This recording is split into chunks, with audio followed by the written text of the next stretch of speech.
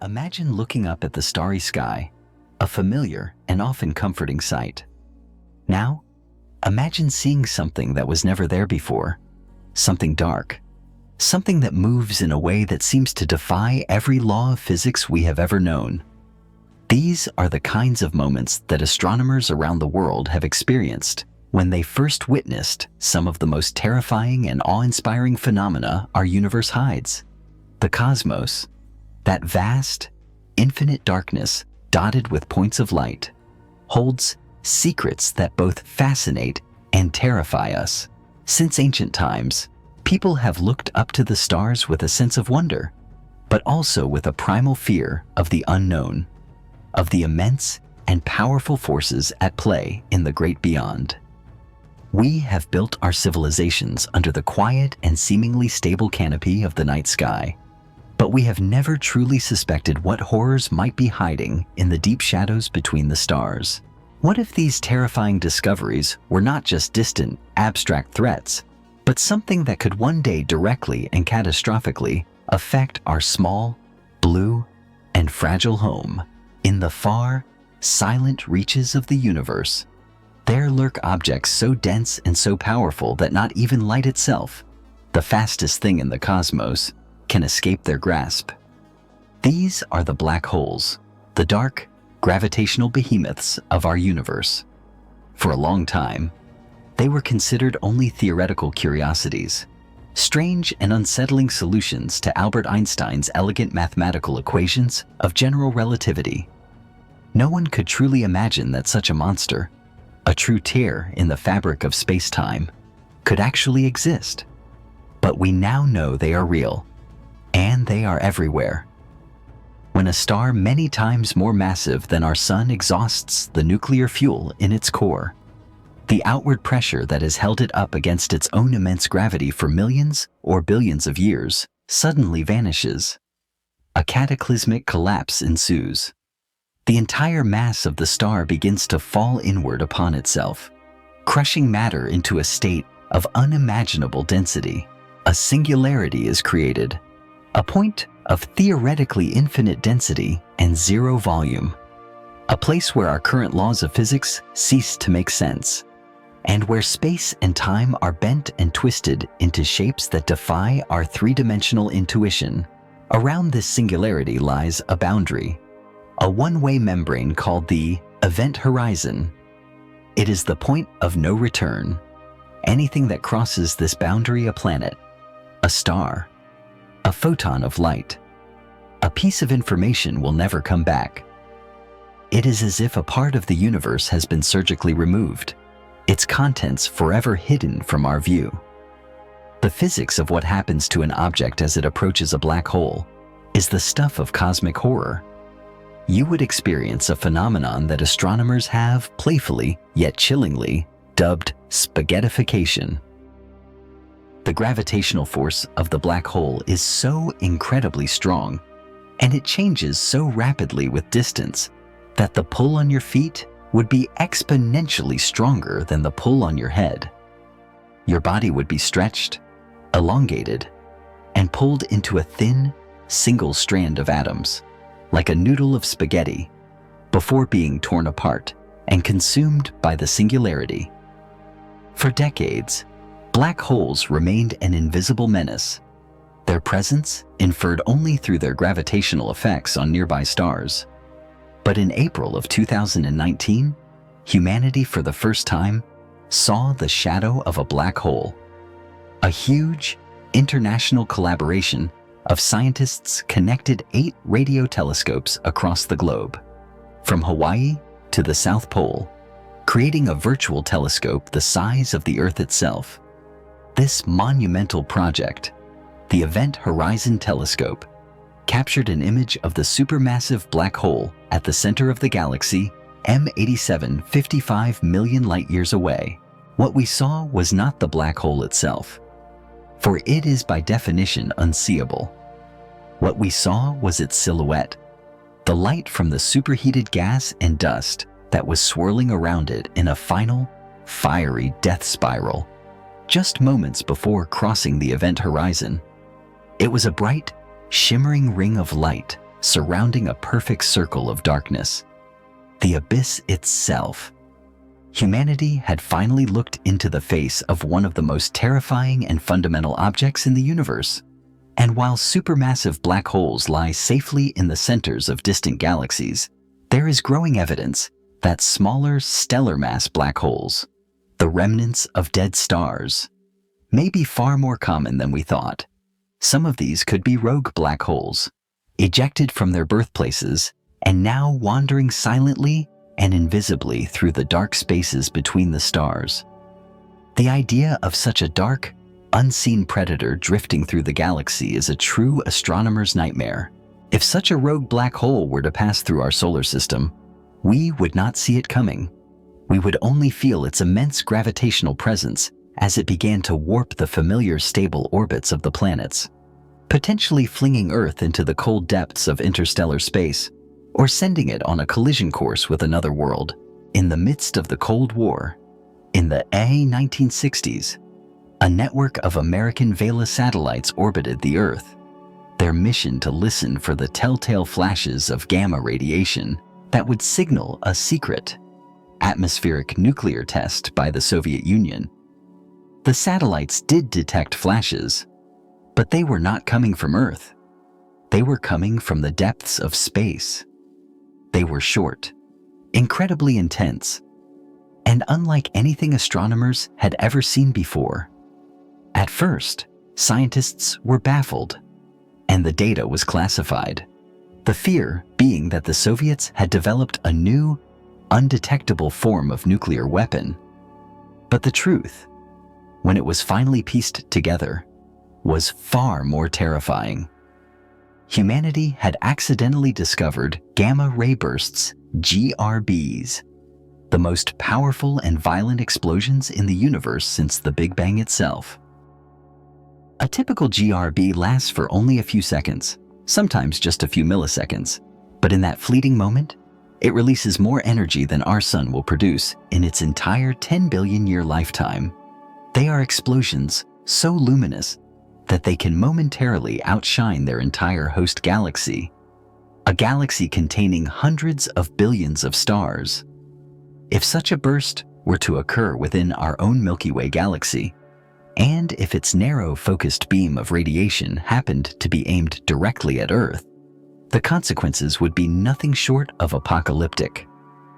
Imagine, one day, without any warning, the sky is flooded with an invisible, but deadly, wave of high-energy gamma radiation.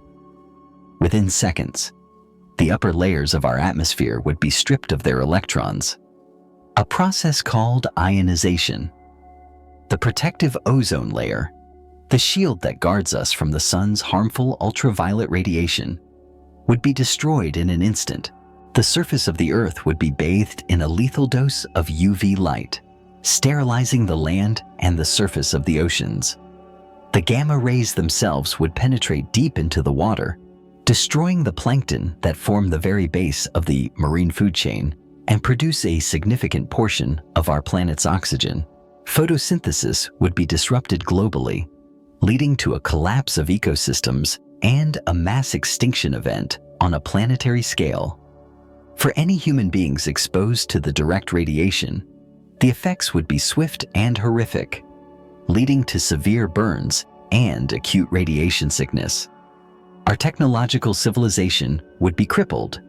The intense pulse of radiation would create a powerful electromagnetic pulse, EMP, destroying satellites, frying power grids, and plunging the world into a new and very literal dark age.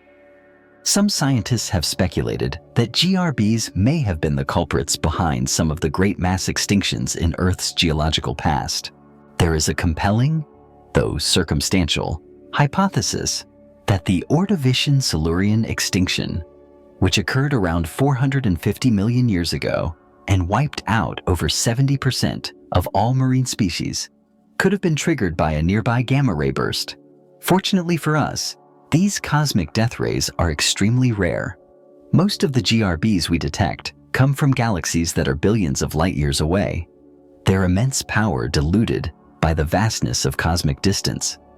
We now know that they are produced by some of the most extreme events in the universe: the collapse of a very massive, rapidly spinning star into a black hole, a hypernova, or the cataclysmic merger of two dense, compact objects, like a pair of neutron stars. These are exceptionally rare events, and the chances of one happening in our galactic neighborhood and being aimed directly at us are thankfully very low. Astronomers estimate that a life-threatening GRB occurs in a given galaxy only once every few million years. But the universe is old, and life on Earth is fragile. It is like a cosmic game of Russian roulette, where the bet is the survival of our biosphere, and the gun is fired on a timescale that is far beyond our human comprehension. Every day, our satellites detect several of these distant cosmic catastrophes, silent, fleeting whispers from the edge of the observable universe. They are a constant, humbling reminder of the sheer untamed violence of the cosmos and of the precariousness of our own quiet existence in a universe that is capable of producing explosions of truly unimaginable power. When a star that is massive, but not quite massive enough to form a black hole, a star between about 8 and 20 times the mass of our Sun, reaches the end of its life, it collapses under its own gravity in a violent supernova explosion. But what is left behind is an object that is, in its own way, just as terrifying and extreme as a black hole. It is a neutron star, an object so incredibly dense that a single teaspoon of its matter would weigh billions of tons on Earth, more than all of humanity combined. Imagine taking the entire mass of our Sun, a star over 1 million kilometers in diameter, and crushing it down into a sphere with a diameter of only about 20 kilometers, the size of a small city. In the immense pressures of this gravitational collapse, the very structure of matter is overcome. Electrons are violently forced into the atomic nuclei, where they combine with protons to form neutrons. The entire star becomes, in essence, a single, gigantic atomic nucleus, a solid ball of neutrons packed together as tightly as the laws of physics will allow. The properties of such an object are almost beyond comprehension. The gravity at its surface is 200 billion times stronger than on Earth. If you were to somehow stand on the surface of a neutron star, your body would be instantly and utterly obliterated, crushed into a thin, two-dimensional layer of plasma smeared across its surface. Most neutron stars are also spinning at incredible speeds, a consequence of the conservation of angular momentum from their progenitor star. They can rotate hundreds of times per second, faster than a kitchen blender. And as they spin, their powerful magnetic fields, which are also amplified to an incredible degree during the collapse, can sweep beams of radio waves through space, like a bombic lighthouse. When these beams happen to sweep across the Earth, we detect them as regular repeating pulses of radio waves. This is why these objects are also known as pulsars. The first pulsar was discovered in 1967 by the astronomer Jocelyn Bell Burnell, and the regularity of its signal was so startling that the team initially, and half-jokingly, labeled it LGM-1 for Little Green Men, considering the possibility that it was a beacon from an extraterrestrial civilization. But as terrifying as regular neutron stars are, there is an even more extreme and dangerous variant, the magnetar. These are neutron stars with magnetic fields that are 1,000 times stronger than a typical pulsars, and a quadrillion a one followed by 15 zeros times stronger than the Earth's magnetic field. These are the strongest magnetic fields known to exist in the universe, so powerful that they can distort the electron clouds of atoms from a distance of thousands of kilometers, and can cause the very fabric of the vacuum around them to become birefringent, splitting light into different polarizations. These immense magnetic fields are not stable. They can suddenly and violently reconfigure themselves in what is known as a starquake. releasing a tremendous burst of energy in the form of X-rays and gamma rays. In 2004, astronomers witnessed such an event from a magnetar named SGR 1806-20, located about 50,000 light-years away on the other side of our galaxy. Despite this enormous distance, the burst of radiation that reached Earth was so powerful that it ionized the upper layers of our atmosphere and disrupted radio communications on the night side of the planet. It was the brightest extraterrestrial event ever recorded in modern history.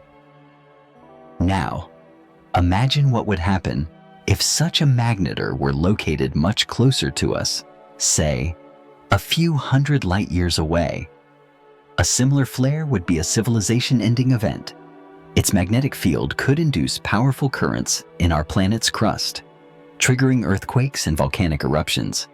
Its burst of gamma radiation would strip away our ozone layer and bathe the surface in deadly radiation. Our technological infrastructure would be completely destroyed. Fortunately, like gamma ray bursts, magnetars are incredibly rare. We know of only a few dozen in our entire galaxy, and like normal neutron stars, they are mostly at a safe distance. The nearest known neutron star is about 400 light-years away. But the universe is a dynamic place. Some neutron stars, having received a powerful kick during their birth in an asymmetric supernova, are now hurtling through the galaxy at speeds of up to 1,000 kilometers per second. These are the stellar bullets. The chance of one of these passing through our solar system is vanishingly small, but not zero. The existence of neutron stars and magnetars is a stark and humbling reminder that the universe is home to forces and densities of matter that are so extreme, so far beyond our everyday experience, that they seem to belong more to the realm of cosmic horror than to the sober world of astrophysics. When we look up at the night sky, we see a universe of light. We see the stars, the planets, the glowing gas of nebulae, the faint, collected light of distant galaxies. But this is a profound illusion. All of this visible matter, everything that we have ever seen or touched or interacted with, everything that makes up you and me and the Earth and the Sun, constitutes only 5% of the total mass and energy of the universe. Another 27% is composed of a mysterious, invisible substance that scientists have dubbed dark matter. It is a substance that we cannot see, cannot feel, cannot directly detect with any of our instruments. We only know it is there because of its immense gravitational influence on the visible matter that we can see. The story of dark matter begins in the 1930s, when the Swiss-American astronomer Fritz Zwicky was studying the Coma cluster, a large group of galaxies. He noticed something deeply unsettling. The individual galaxies within the cluster were moving far too fast. According to Newton's laws of gravity, the visible mass of the cluster, the stars and gas in all its galaxies, was not nearly enough to hold it together. The cluster should have flown apart billions of years ago. Zwicky concluded that there must be some form of unseen dark matter, Dunkel Materie in his native German, providing the extra gravitational glue that was holding the cluster together. For decades, his observation was largely ignored, considered a strange anomaly. But in the 1970s, the astronomer Vera Rubin, studying the rotation of individual spiral galaxies, found the same problem. The stars in the outer regions of galaxies were orbiting the galactic center much faster than they should have been, based on the amount of visible matter. Again, the galaxies should have been flying apart. It was as if some invisible, massive halo was surrounding each galaxy orbit, its gravity holding the fast-moving outer stars in their orbits. The evidence became undeniable. Dark matter was real, and it was everywhere. Imagine living in a house where the furniture moves on its own, where invisible forces guide the path of a rolling ball, where you can feel the presence of something massive in the room with you, but you can see nothing, hear nothing, touch nothing. This is the situation that astronomers find themselves in when they study the cosmos. Dark matter is the invisible ghost in the cosmic machine, an omnipresent yet ethereal substance that shapes the destinies of galaxies and the very structure of the universe. Our own Milky Way is embedded in a vast, spherical halo of dark matter that is perhaps 10 times more massive than all the visible stars and gas in the galaxy combined. Without this dark matter halo, our galaxy would not exist in the beautiful spiral form we know. It is the invisible scaffolding upon which the visible universe is built. But what is it? This remains one of the greatest unsolved mysteries in all of science. The leading hypothesis is that dark matter is composed of a new, as yet undiscovered type of elementary particle, a particle that interacts with normal matter only through the force of gravity and perhaps the weak nuclear force. These hypothetical particles are often called WIMPs. For weakly interacting massive particles, they would have been created in the hot, dense conditions of the early universe, and because they interact so weakly, they would now form a vast, cold, and invisible sea of particles that permeates all of space. Scientists around the world are engaged in a three-pronged attack to try and detect these elusive particles.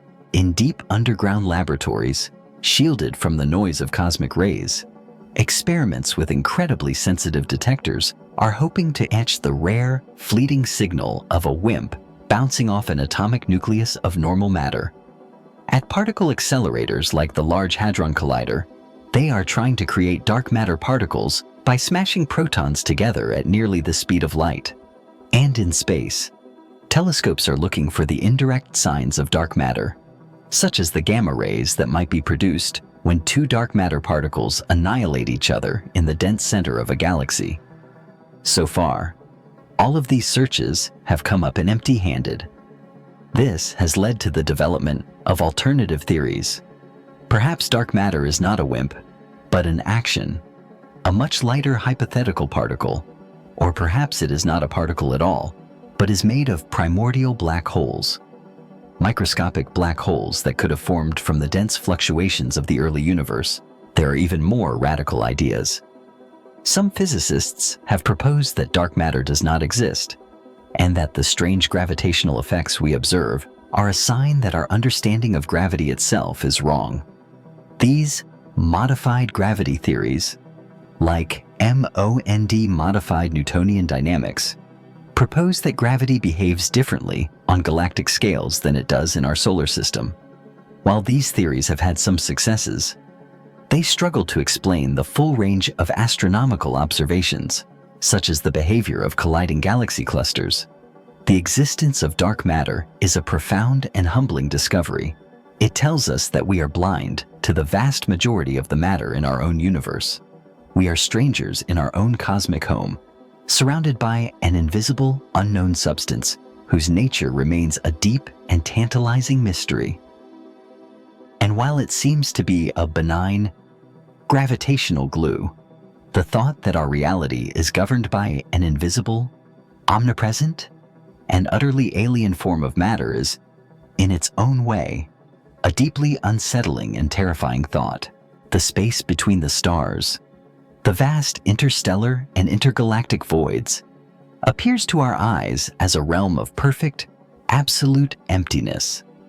It is an environment so hostile, so alien to our terrestrial experience, that it has become a powerful symbol of desolation and death. The vacuum of space is one of the most inhospitable environments we can imagine. In a single cubic meter of the air we breathe on Earth, there are approximately 25 quintillion, a 25 followed by 18 zeros molecules. In a cubic meter of the best, hard vacuum we can create in a laboratory, there are still trillions of molecules.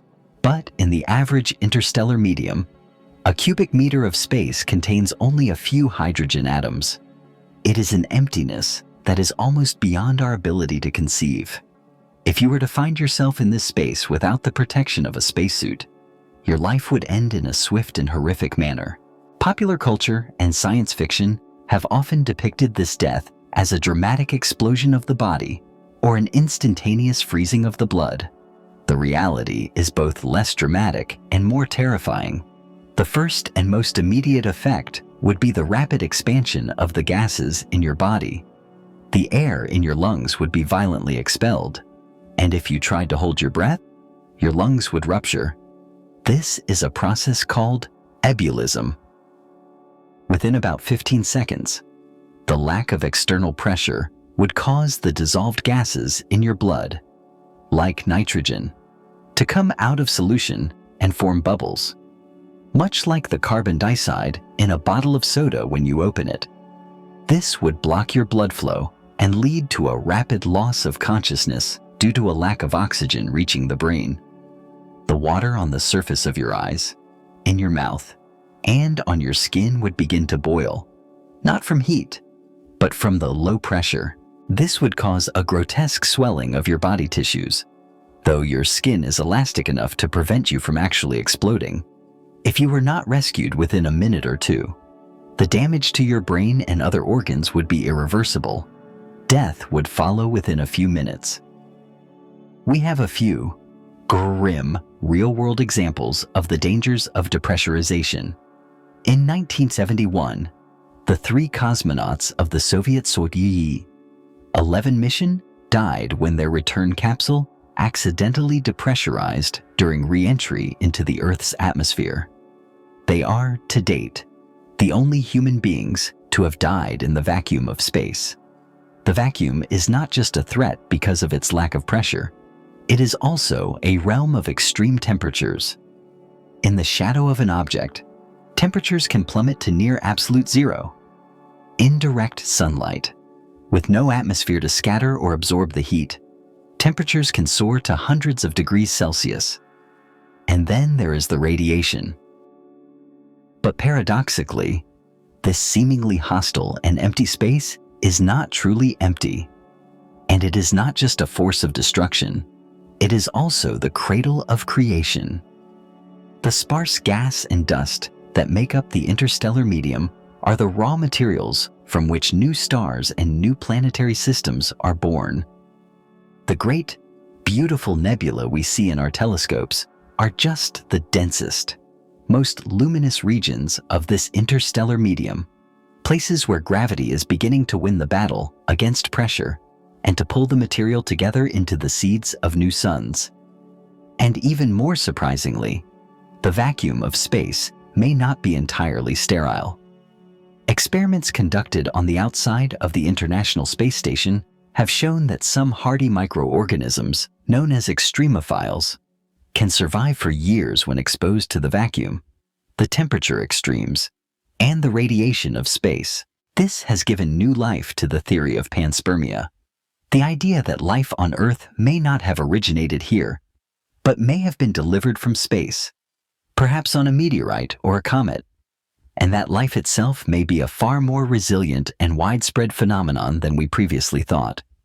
The vacuum of space, then, is a place of profound duality.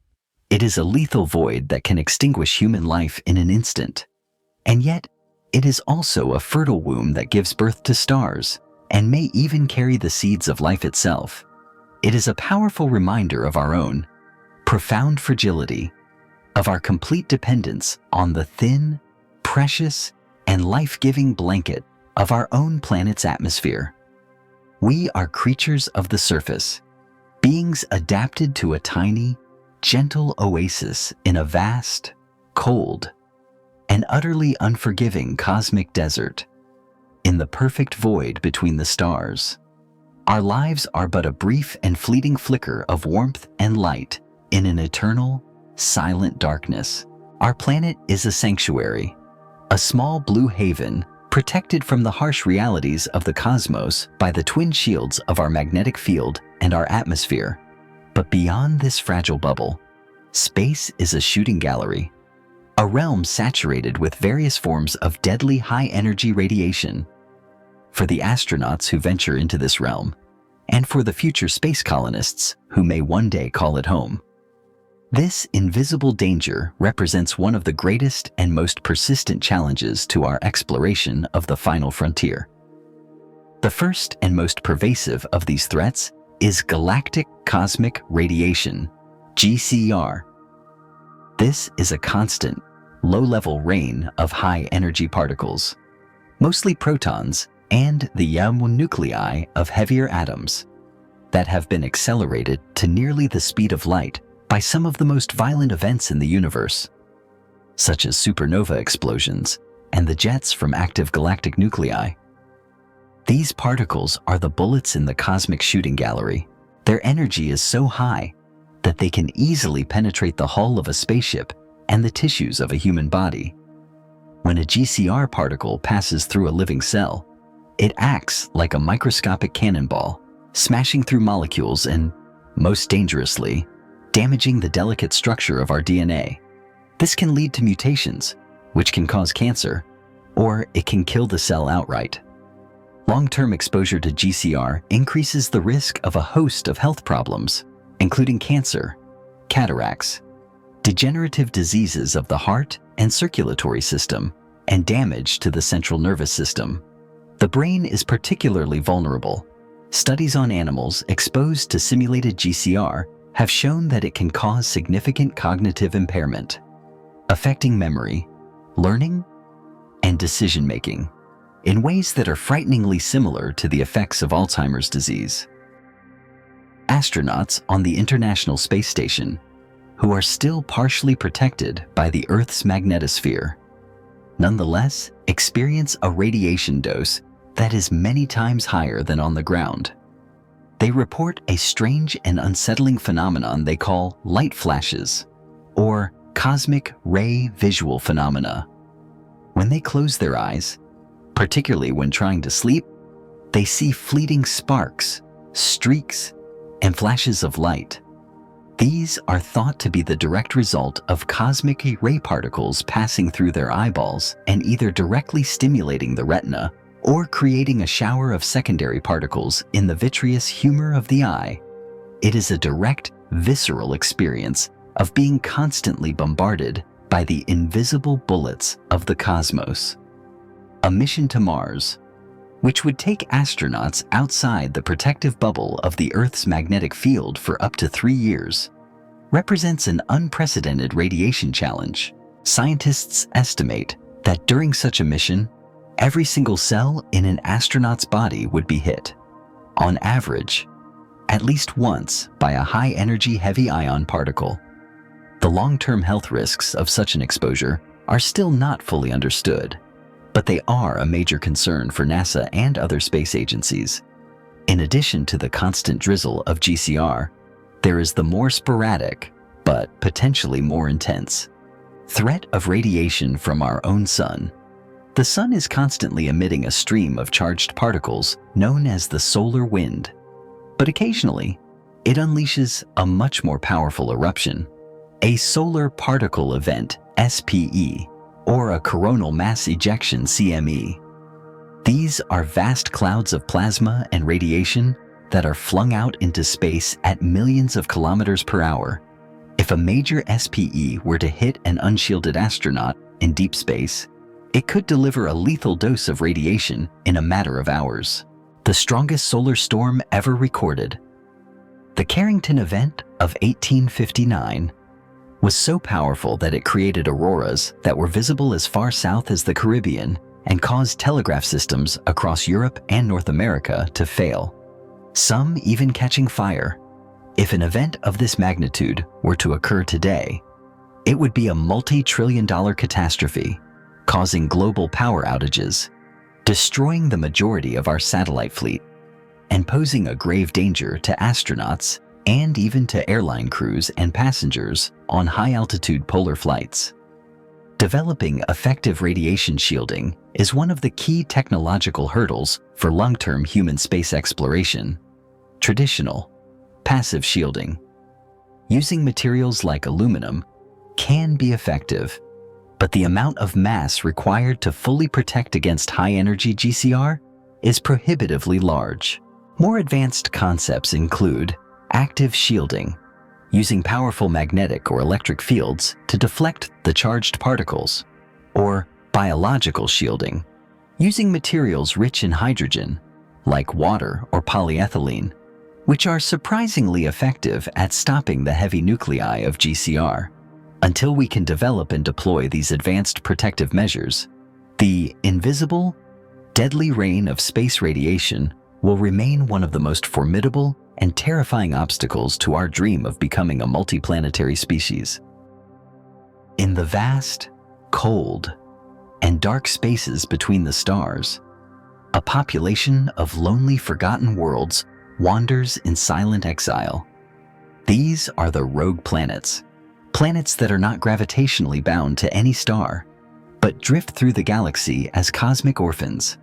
They have been ejected from the planetary systems where they were born, and now they travel through the interstellar void as dark, solitary wanderers. These dark worlds represent one of the strangest and least explored frontiers of modern astronomy. How do these interstellar nomads come to be? The most common mechanism is thought to be planet-planet scattering in the chaotic, early days of a young planetary system. In the crowded environment of a newly formed system, the gravitational interactions between multiple, massive planets can be highly unstable. A close encounter between two planets can act like a gravitational slingshot, with one planet being flung into a tighter orbit around the star, and the other being violently ejected from the system entirely, sent on a lonely journey through the galaxy. Another possibility is that a rogue planet could be ejected during a close encounter between its home star and another star, in the dense environment of a star cluster. Such stellar flybys are relatively common, and the gravitational disruption can be enough to unmoor a planet from its orbit. Scientists estimate that there could be a staggering number of these rogue planets in our Milky Way galaxy, perhaps as many as 100 billion, which would mean they could outnumber the stars themselves. Most of these are likely to be gas giants, similar in size to Jupiter or Neptune, as they are the most likely to be involved in the kind of strong gravitational interactions that lead to ejection. But some could be smaller, rocky worlds, similar in size to the Earth. Life on such a world would be a strange and harsh existence, without the light and warmth of a parent star. The surface temperature would plummet to hundreds of degrees below zero, close to absolute zero. Any atmosphere the planet might have had would freeze solid and fall to the surface as a layer of nitrogen, oxygen, and carbon dioxide ice. The only source of light would be the faint, distant glow of the Milky Way and other galaxies. A sky of breathtaking beauty, but one that would provide almost no warmth. The surface would be a realm of eternal, frozen twilight. And yet, surprisingly, some scientists have speculated that even on these dark, cold worlds, life could exist. A sufficiently large rocky planet could retain a significant amount of internal heat from the radioactive decay of elements in its core and mantle. This internal heat could be enough to maintain a vast, liquid water ocean beneath a thick, insulating crust of ice, much like the subsurface oceans that are thought to exist on Jupiter's moon Europa and Saturn's moon Enceladus.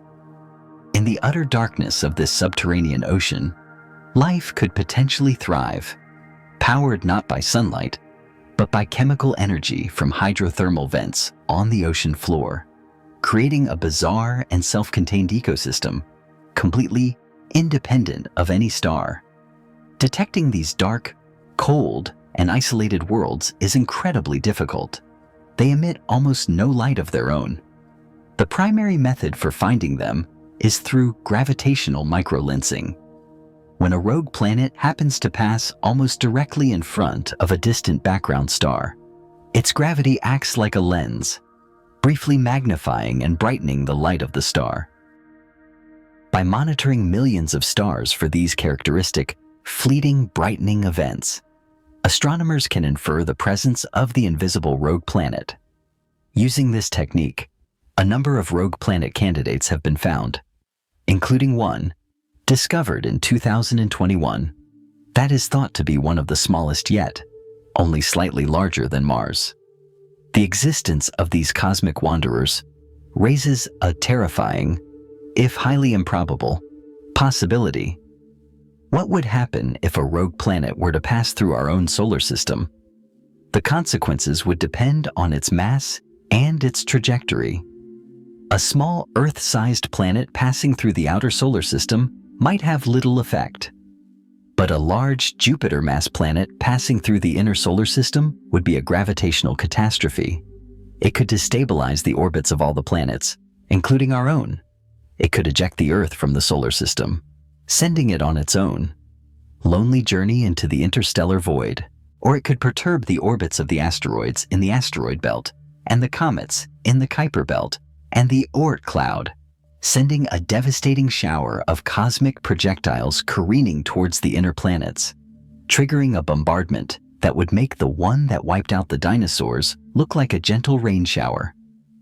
Fortunately, space is vast, and the chances of such an encounter are astronomically small.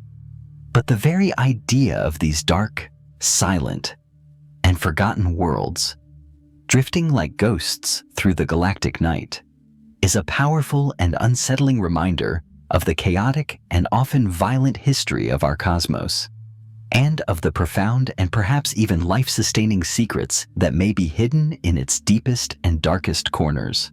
The familiar, comforting image of our sun as a solitary, stable star, a single beacon of light in our cosmic neighborhood, may be an illusion.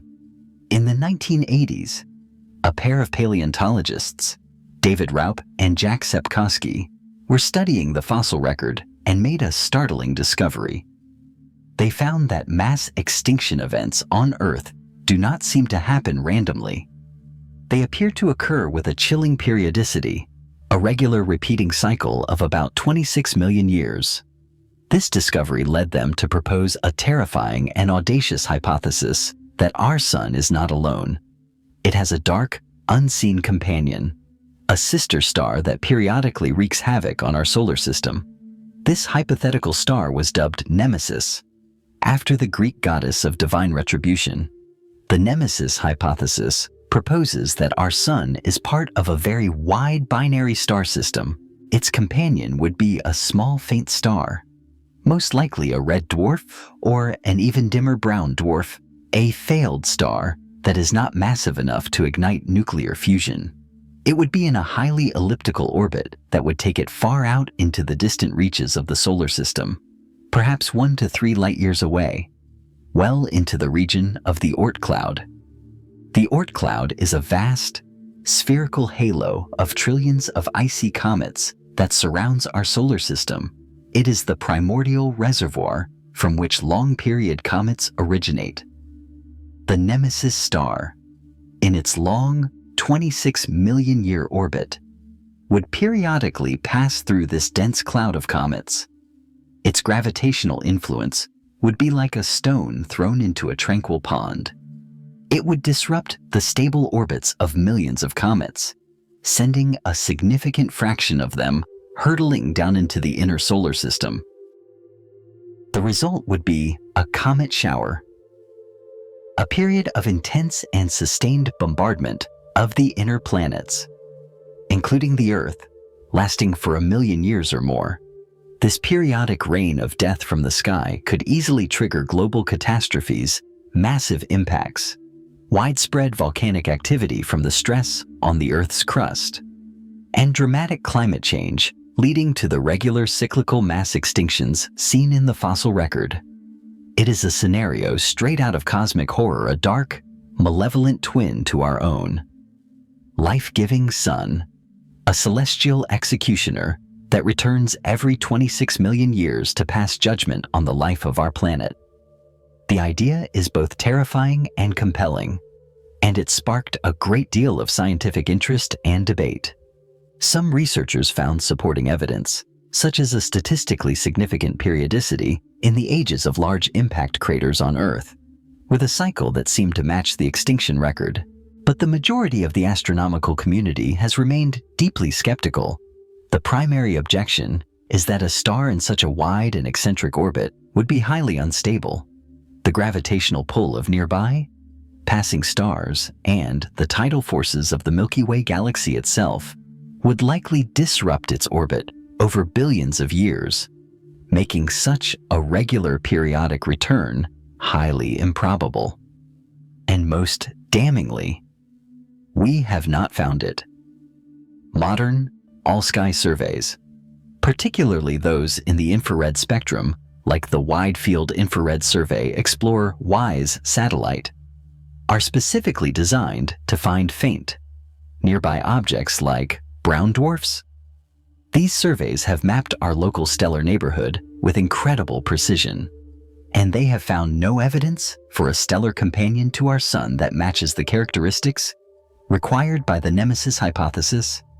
If Nemesis existed, we almost certainly would have seen it by now. In light of this lack of evidence, alternative explanations for the apparent periodicity of mass extinctions have been proposed. One is the idea that the solar system itself, in its long orbit around the center of the Milky Way, periodically passes through the dense central plane of the galaxy. This could expose us to a higher density of interstellar clouds and gravitational perturbations that could disrupt the Oort cloud. Another is that the periodicity is not real at all, but is simply a statistical artifact of a small and incomplete dataset. Although the Nemesis hypothesis has been largely relegated to the fringes of scientific thought, it remains a fascinating and powerful what if. It is a reminder that our own solar system may still hold deep secrets in its outermost, unexplored regions.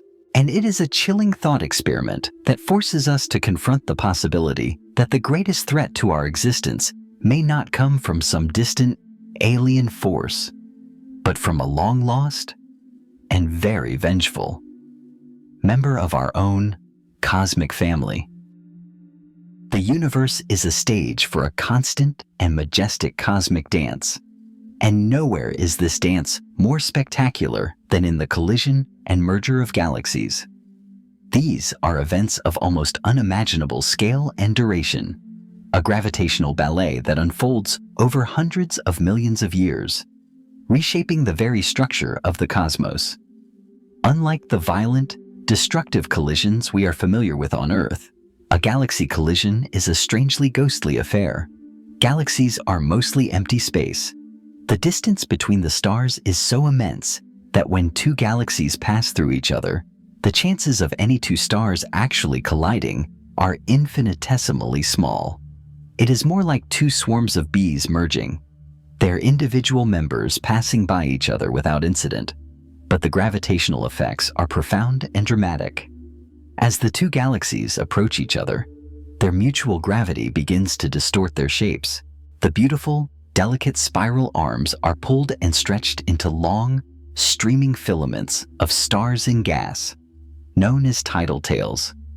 These can extend for hundreds of thousands of light years, creating some of the most beautiful and intricate structures in the night sky. The Hubble Space Telescope has captured stunning images of these interacting galaxies in all their chaotic glory, like the famous antennae galaxies, a pair of colliding spirals whose tidal tails resemble the long antennae of an insect.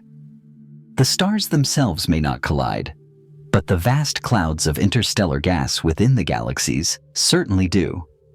As these gas clouds smash into each other at high speeds, they are compressed and heated, creating powerful shock waves.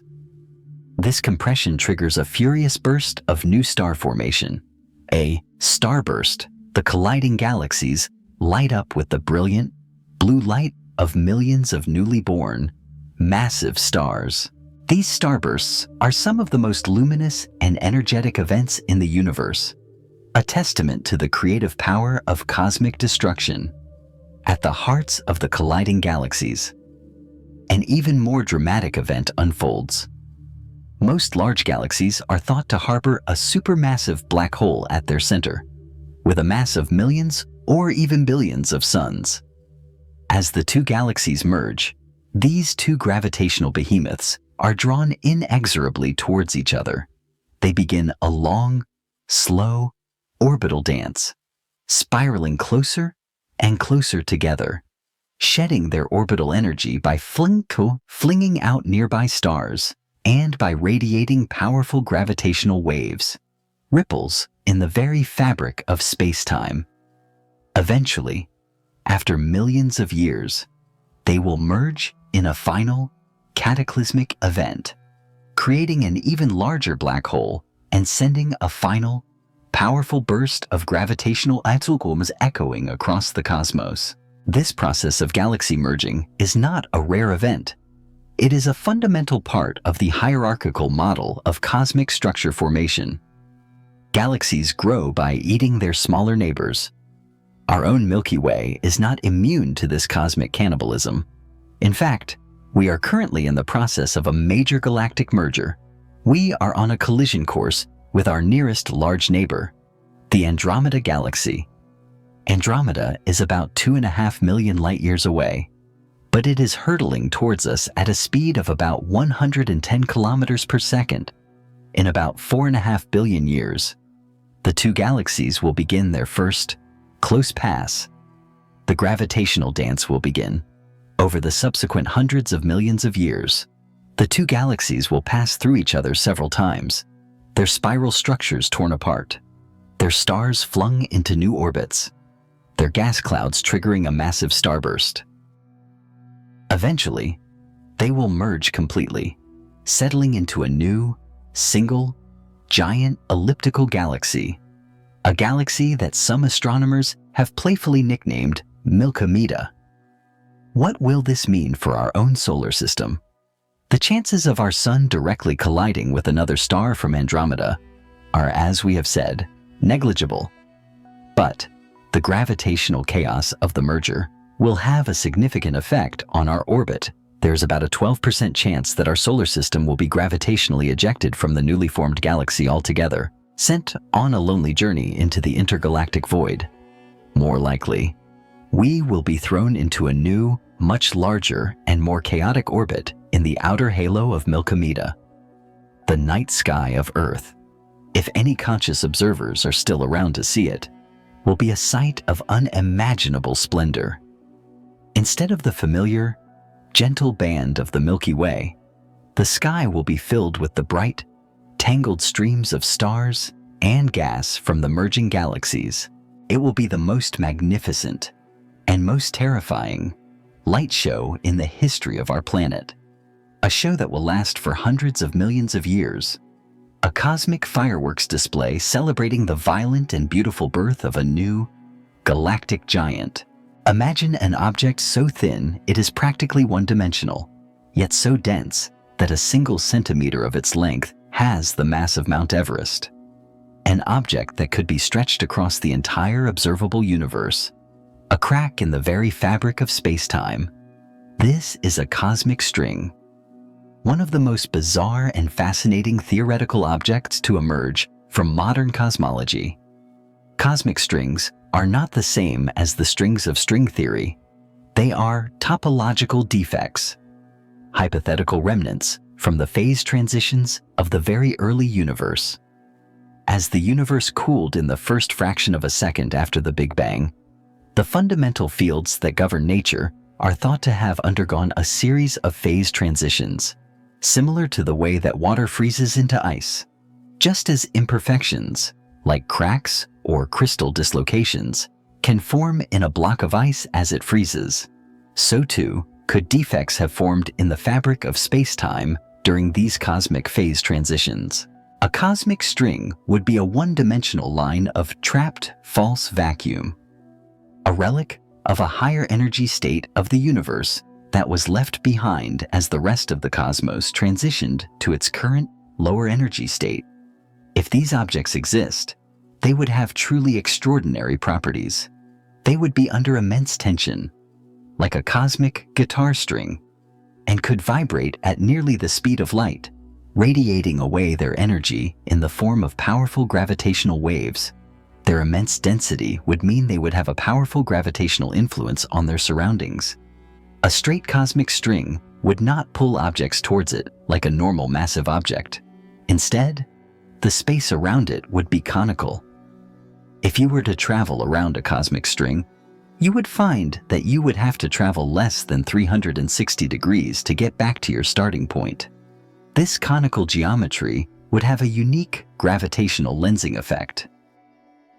A cosmic string passing between us and a distant galaxy would not create multiple distorted images like a normal gravitational lens.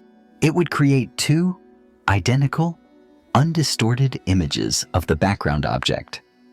The search for such a characteristic double image is one of the primary ways that astronomers are looking for cosmic strings. So far, no such definitive signal has been found. What would happen if a cosmic string were to pass through our solar system? A direct hit on the Earth would be a cataclysm of unimaginable proportions, slicing through our planet like a monomolecular wire through a block of cheese. But even a near miss would be catastrophic. The sudden change in the geometry of space-time as the string passed by would trigger a powerful gravitational shockwave, potentially destabilizing the orbits of the planets and triggering earthquakes and volcanic eruptions on Earth. Some have even speculated that cosmic strings could be the source of some of the unexplained high-energy phenomena we see in the universe, like some fast radio bursts. A vibrating, oscillating loop of cosmic string could release its energy in a sudden, powerful burst of particles and radiation. Even more speculatively, some theories suggest that cosmic strings could create closed time-like curves, effectively acting as natural time machines, or that they could be connected to stable wormholes. Theoretical shortcuts through space-time.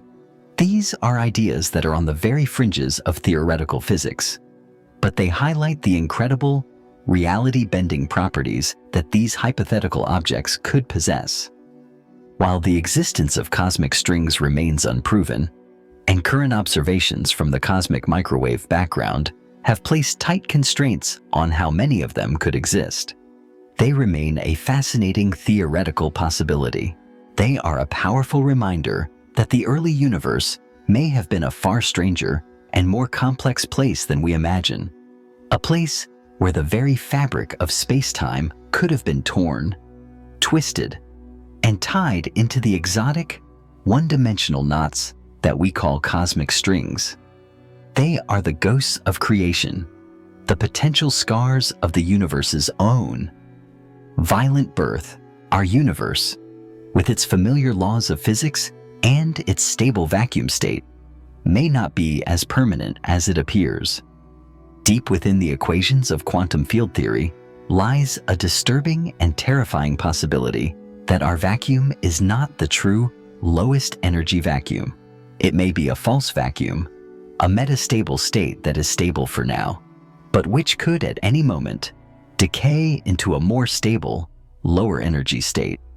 It is like being a resident of a beautiful mountain valley that is, unbeknownst to you, located on the slopes of a much larger and much more active volcano. Life is good. The valley is stable, but the potential for a catastrophic eruption is always there, hidden just beneath the surface. This process of false vacuum decay would be the ultimate cosmic catastrophe. If a small region of our universe were to, through a random quantum fluctuation, tunnel into the true vacuum state, a bubble of this new, more stable vacuum would be created. This bubble would not be a gentle thing. It would expand outwards in all directions at the speed of light, a relentless, all-consuming sphere of cosmic death. And inside this bubble, the very laws of physics would be different.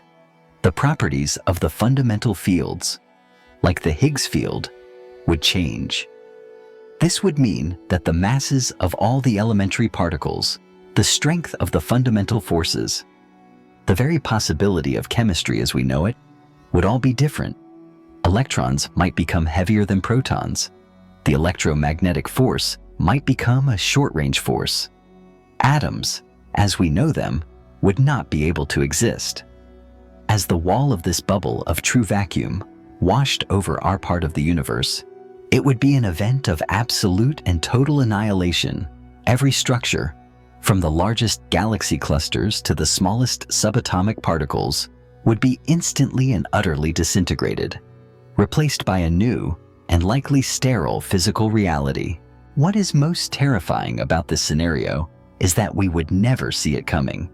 Since the bubble wall travels at the speed of light, there would be no warning, no advance signal. One moment, our universe would be here, with all its familiar laws and structures. The next, it would be gone, replaced by a new, alien cosmos. It would be the ultimate, and most final, of all possible ends. How likely is such an event? The answer, fortunately, is probably not very. The likelihood of a false vacuum decay depends sensitively on the precise values of the masses of the Higgs boson and the top quark, two of the fundamental particles of the Standard Model. Our current measurements of these masses suggest that our universe is either perfectly stable or, more likely, in a very long-lived metastable state. The calculated lifetime of our false vacuum, if it is indeed false, is many, many orders of magnitude longer than the current age of the universe. The chance of a spontaneous bubble nucleating in our observable universe in the next billion years is so infinitesimally small as to be practically zero. There is also the concern that we could, in our high-energy particle accelerators, accidentally trigger such a decay.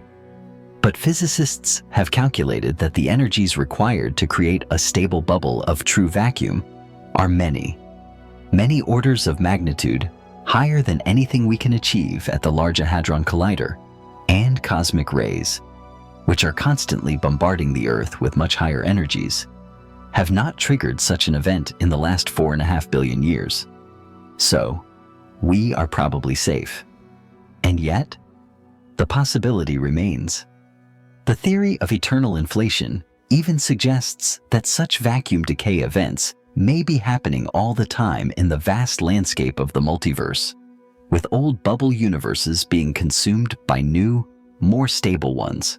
Our own Big Bang could have been the result of such a false vacuum decay in a previous parent universe. The idea of false vacuum decay is a profound and humbling one.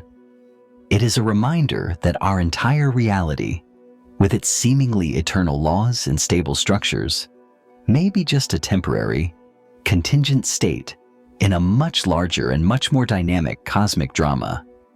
It is the ultimate expression of the fragility of existence, a cosmic memento mori that tells us that even the universe itself is not immune to the possibility of a sudden and absolute death.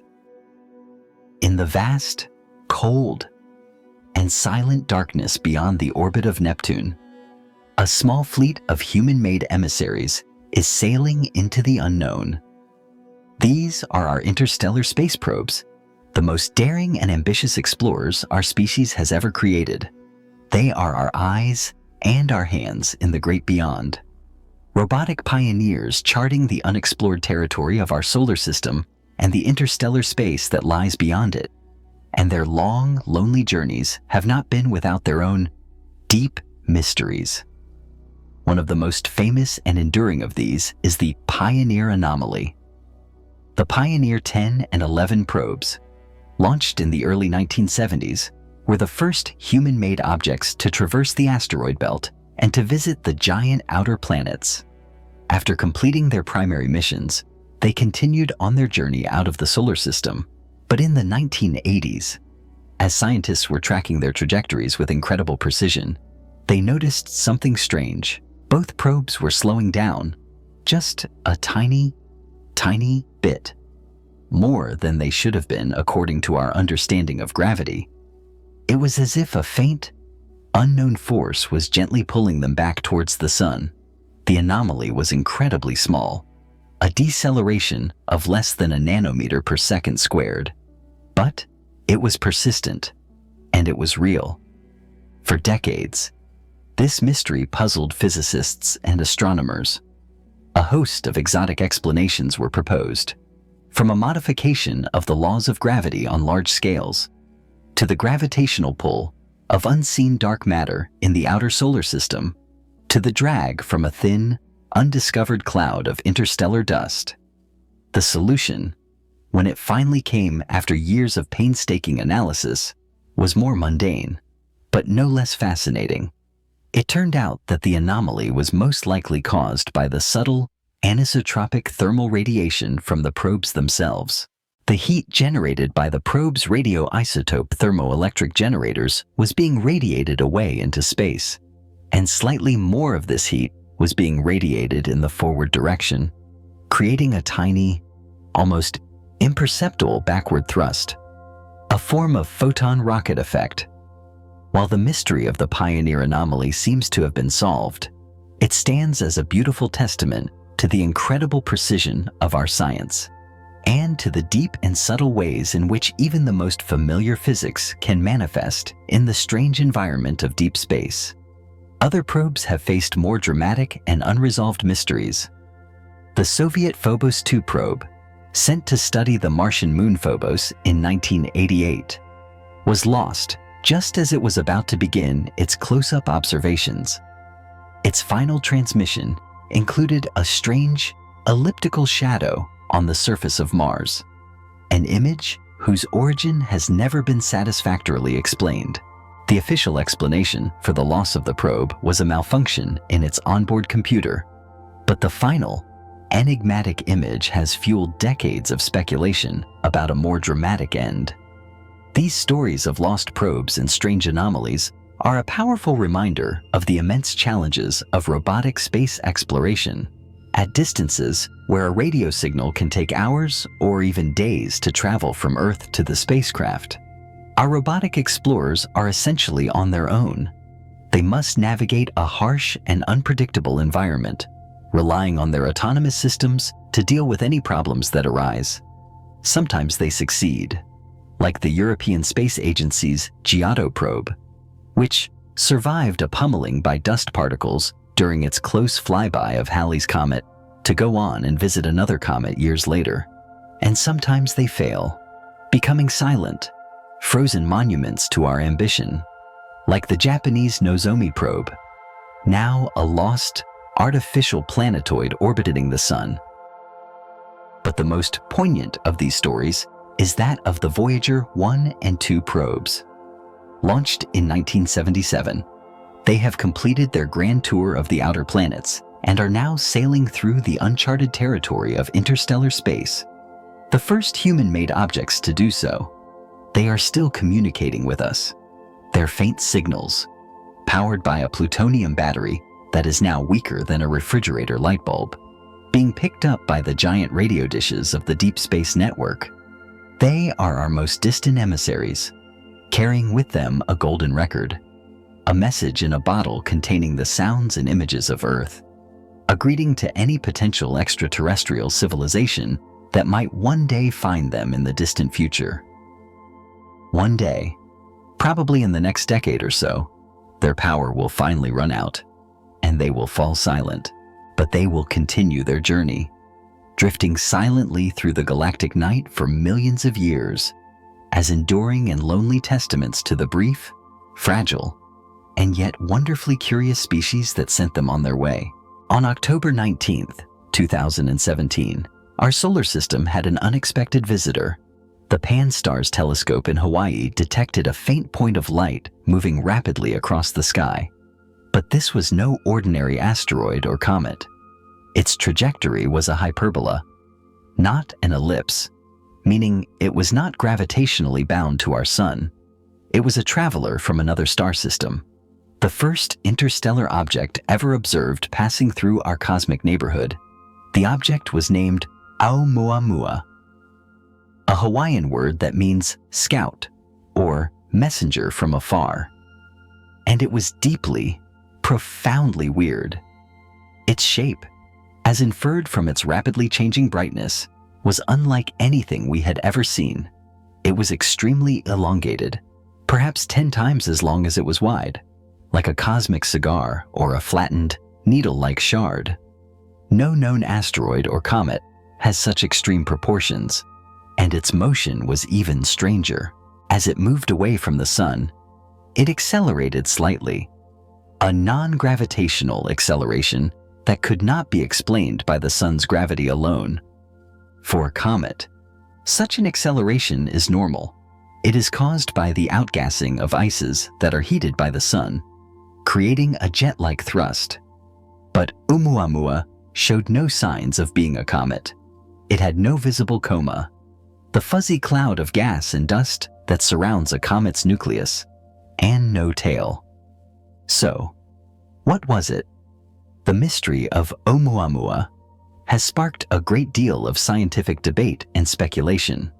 The more conservative explanations propose that it was a new and previously unseen type of natural object. Perhaps it was a nitrogen iceberg, a fragment of a Pluto-like planet that was knocked off from its parent star system, and its acceleration was caused by the outgassing of frozen nitrogen, which would be invisible to our telescopes. Or perhaps it was a hydrogen iceberg, an idea that has its own set of theoretical problems. But one prominent astronomer, Avi Loeb of Harvard University, has championed a more radical and controversial hypothesis. He has argued that the strange properties of Oumuamua are best explained if it was not a natural object at all, but an artifact of an extraterrestrial technology. Its strange shape could be that of a long, thin probe, and its non-gravitational acceleration could be the result of a very thin light sail, a technology that uses the pressure of starlight for propulsion. In this view, Oumuamua was not a random piece of space rock. It was a piece of alien technology, either a defunct probe tumbling through space, or perhaps even an active scout, sent to our solar system by a distant civilization. This is an extraordinary claim, and it requires extraordinary evidence, which we do not have. The majority of the astronomical community remains skeptical, favoring a natural explanation, however unusual. But the mystery of Oumuamua has served as a powerful wake-up call. It has shown us that our solar system is not an isolated island, but is constantly being visited by material from other star systems. In 2019, a second interstellar object, Comet Borisov, was discovered. Unlike Oumuamua, Borisov looked and behaved much more like a familiar comet from our own solar system, with a clear coma and tail. The discovery of these two interstellar visitors in such a short period of time suggests that such objects are common. The galaxy may be filled with these cosmic wanderers, a constant stream of ejected planets, asteroids, and comets, carrying with them the chemical and physical history of their home star systems. These interstellar objects are a scientific gift. They are free samples of material from other worlds, delivered directly to our doorstep. In the future, with more powerful telescopes like the Vera C. Rubin Observatory, we expect to discover many more of these interstellar messengers every year. There are even ambitious mission concepts being designed, like the European Space Agency's Comet Interceptor, which will lie in wait in space, ready to be sent on a rapid response trajectory to visit a newly discovered long-period comet or interstellar object. Such a mission would provide us with an unprecedented close-up look at a piece of another solar system. Until then, we are left to wonder about the true nature of these fleeting visitors from the stars, and to contemplate the profound and unsettling possibility that one day, one of these messengers may bring with it a message that will change our understanding of our place in the universe forever. The universe is a symphony of radiation, a chorus of electromagnetic waves that stretches from the long, gentle undulations of radio waves to the high-energy, violent vibrations of gamma rays. For most of human history, we were deaf to this cosmic music, our experience of the cosmos limited to the tiny, narrow sliver of the spectrum that we call visible light.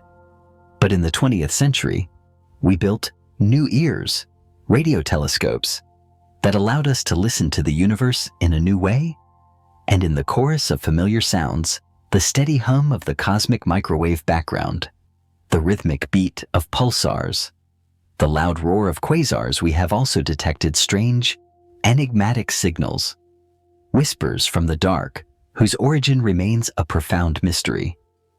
The most famous and most tantalizing of these is the WOW signal. On the night of August 15th, 1977, the Big Ear radio telescope at Ohio State University detected a powerful, narrowband radio signal that lasted for 72 seconds. The signal was so strong and so unusual that the astronomer on duty, Jerry Amon, circled it on the computer printout and wrote the word "wow" in the margin. What made the signal so extraordinary was its frequency.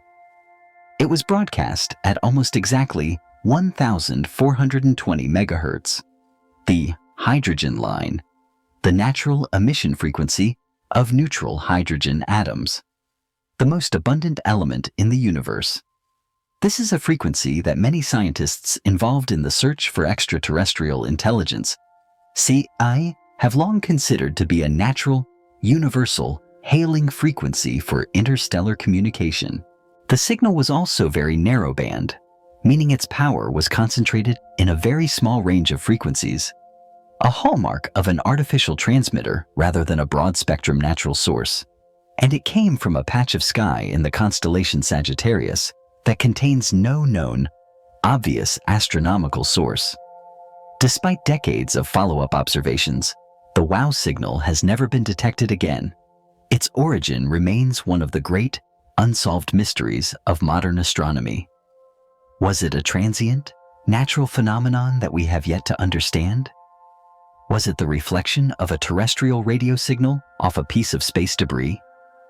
Or was it, as many have hoped, a genuine, and perhaps accidental, signal from an extraterrestrial intelligence, a single fleeting hello from a distant civilization? Without a repeat detection, we may never know. Another more recent and equally profound mystery is that of fast radio bursts, FRBs. These are incredibly bright, intense bursts of radio waves that last for only a few milliseconds, but in that fleeting instant, they can release as much energy as our sun does in an entire day. The first FRB was discovered in 2007, and since then, hundreds more have been detected. They are coming from galaxies that are billions of light years away, which means their intrinsic power must be truly astronomical. The cause of these cosmic firecrackers is still a matter of intense debate. The leading hypothesis is that they are produced by magnetars, the highly magnetized neutron stars we have discussed. A powerful starquake on a magnetar could release a massive burst of energy that would be seen as an FRB. But other, more exotic explanations have also been proposed, from the collisions of neutron stars to the speculative idea of them being the power source for alien light sail-propelled spacecraft. The mystery has deepened with the discovery that some FRBs repeat, and some of these repeaters show a regular periodic cycle of activity. In 2019, the Canadian radio telescope CHIME detected a repeating FRB that turns on and off in a 16-day cycle.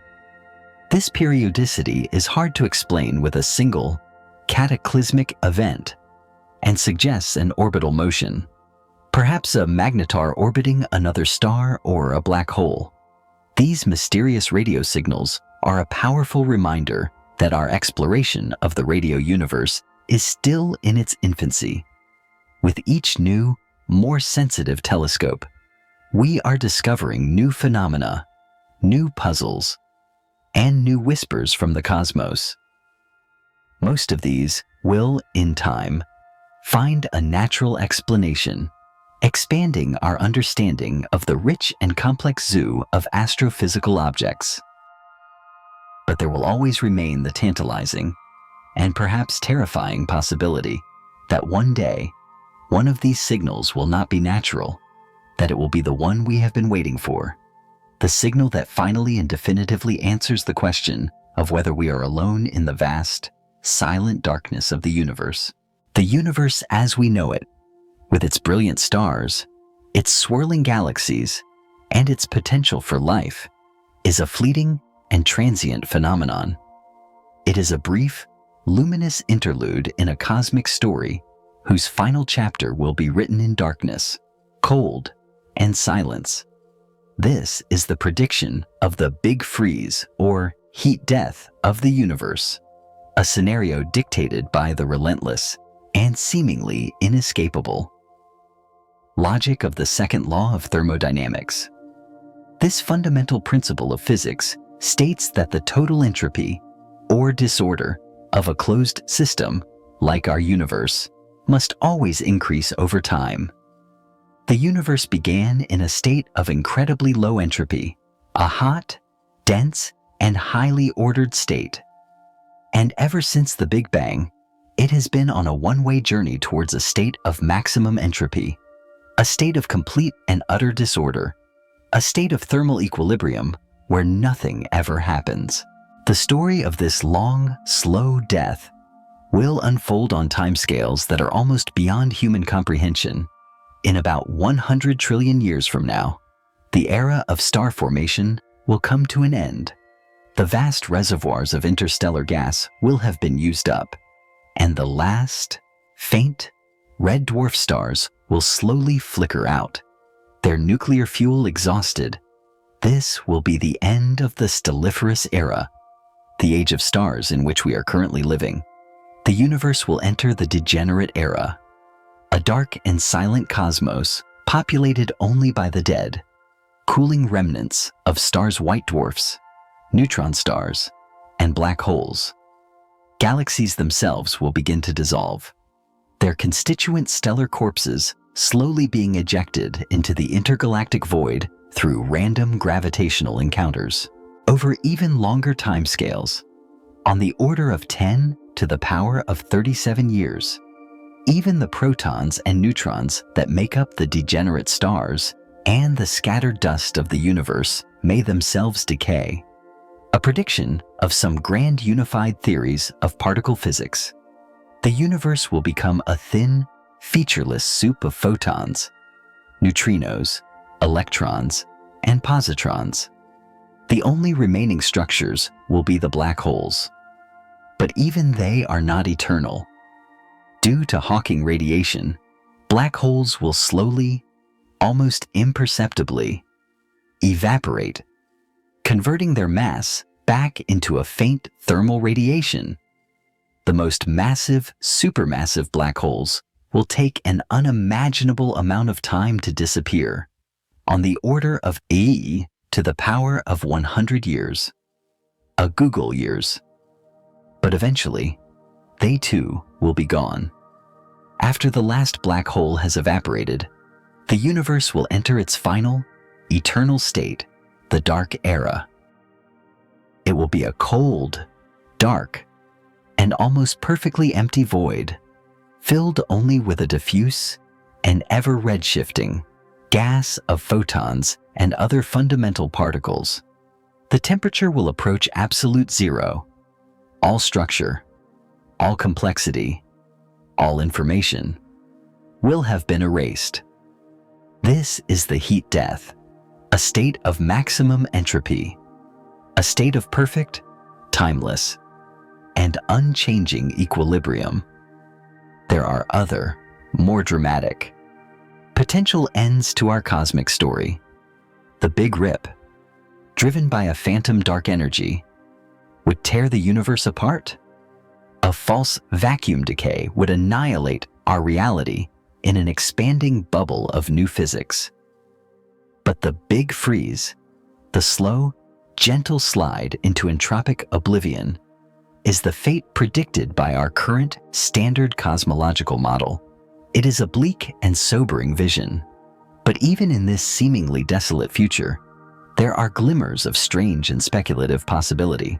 Some physicists have argued that in the infinite time of the dark era, random quantum fluctuations could, in principle, create new, complex structures. Even a Boltzmann brain, a single conscious observer with a full set of false memories. Others have speculated about the possibility of a Poincaré recurrence, the idea that in an infinite amount of time, any finite system must eventually return to a state arbitrarily close to its initial state, potentially triggering a new Big Bang.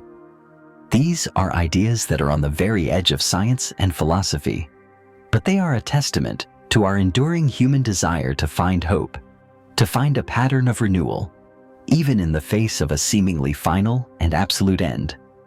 For us, as beings of finite lifespan, these cosmic timescales are essentially an eternity. But the knowledge that our entire, glorious and complex universe is just a temporary fleeting firework display in the vast, dark expanse of cosmic time is a powerful source of both humility and perspective. It reminds us of the incredible preciousness of this brief, luminous moment we have been given, this rare and wonderful cosmic afternoon when the universe is still young enough and ordered enough to have given birth to a consciousness capable of contemplating its own and the universe's ultimate and perhaps silent destiny. In the summer of 1950, in the heady post-war atmosphere of the Los Alamos National Laboratory, the physicist Enrico Fermi, a man famous for his ability to make quick, back-of-the-envelope calculations, was having lunch with his colleagues. The conversation turned to the recent spate of UFO sightings and the possibility of extraterrestrial life. After a few moments of thought, Fermi posed a question that was at once simple, profound, and deeply unsettling. A question that has echoed through the decades and has come to be known as the Fermi paradox. Where, he asked, is everybody? The paradox lies in the stark and jarring contradiction between the high probability of the existence of extraterrestrial civilizations and the complete and utter lack of any evidence for their presence. The argument for their existence is a compelling one. Our Milky Way galaxy alone contains at least 100 billion stars, and recent exoplanet surveys suggest that, on average, every star has at least one planet. A significant fraction of these planets are likely to be rocky, Earth-like worlds orbiting in their star's habitable zone, the region where liquid water could exist on the surface. And our Sun is a relatively young star.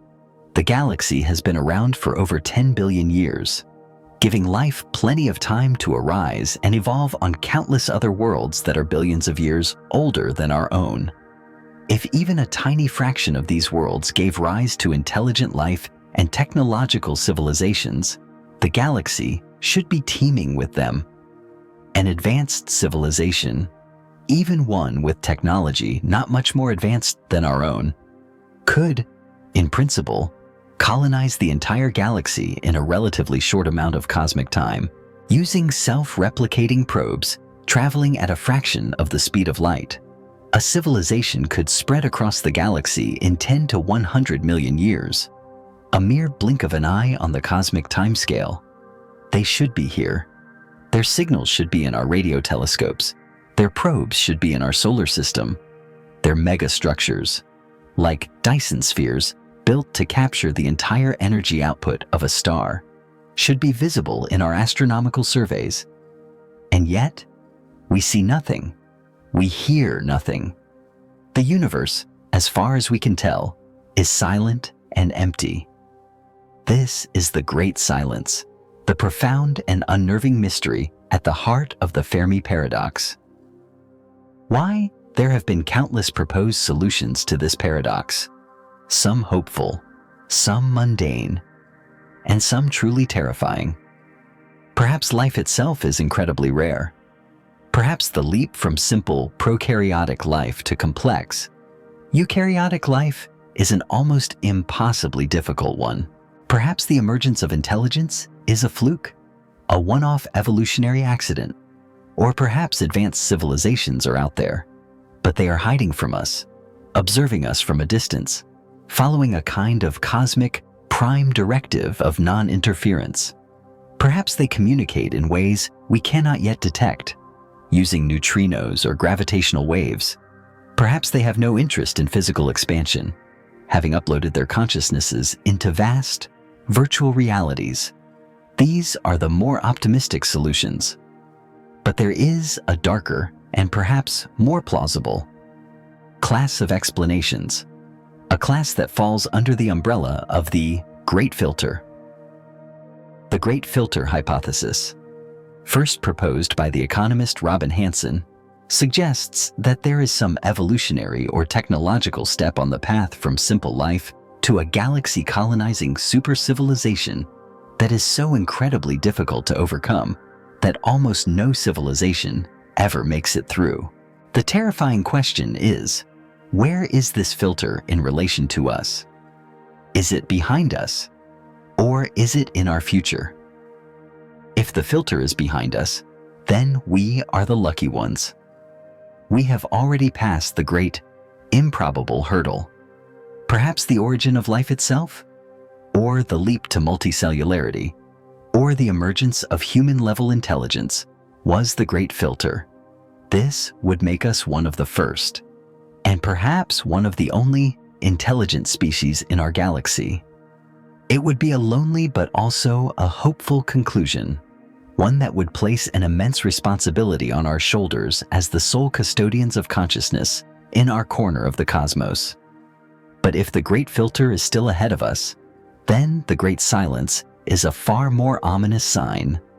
It is a cosmic graveyard.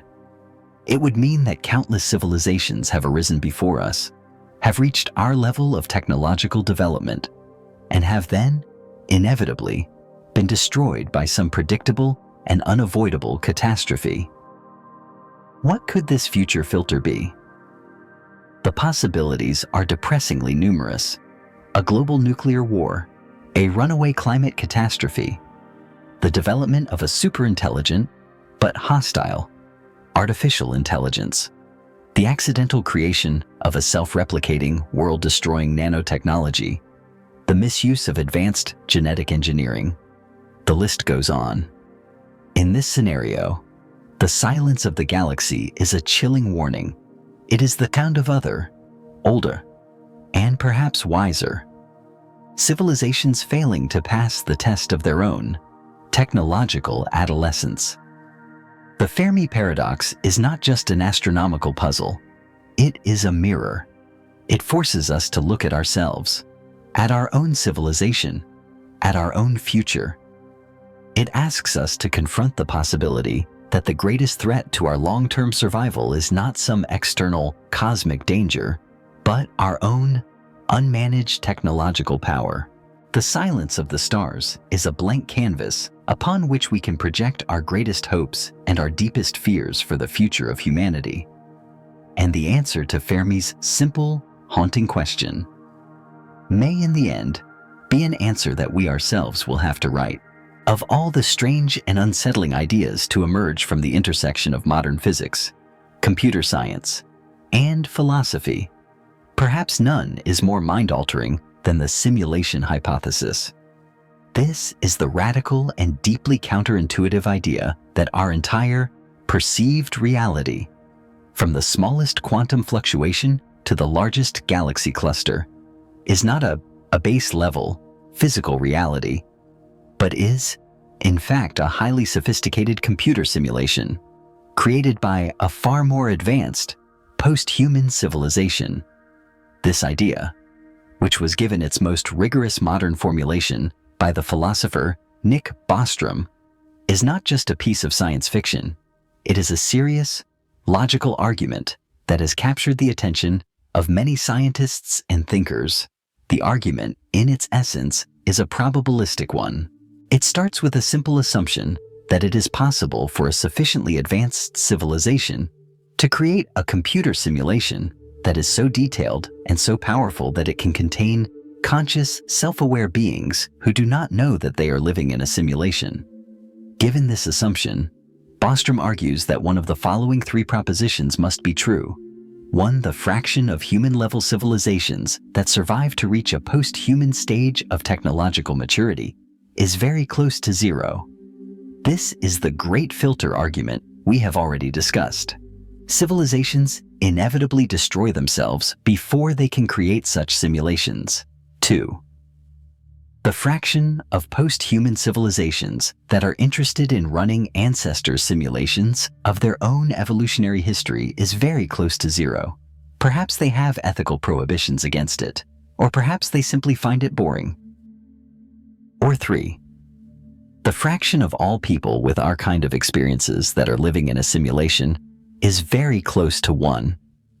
The logic is as follows: if propositions 1 and 2 are false, then it means that there are a vast number of post-human civilizations, and many of them are running a vast number of ancestor simulations. In this case, the number of simulated consciousnesses, like ours, would vastly, astronomically, outnumber the number of real, biological consciousnesses. And if this is the case, then by simple statistical probability, it is almost certain that we are one of the simulated beings, not one of the original biological ones. We are, in all likelihood, living in a simulation. This is a staggering conclusion, one that can feel both absurd and deeply unsettling.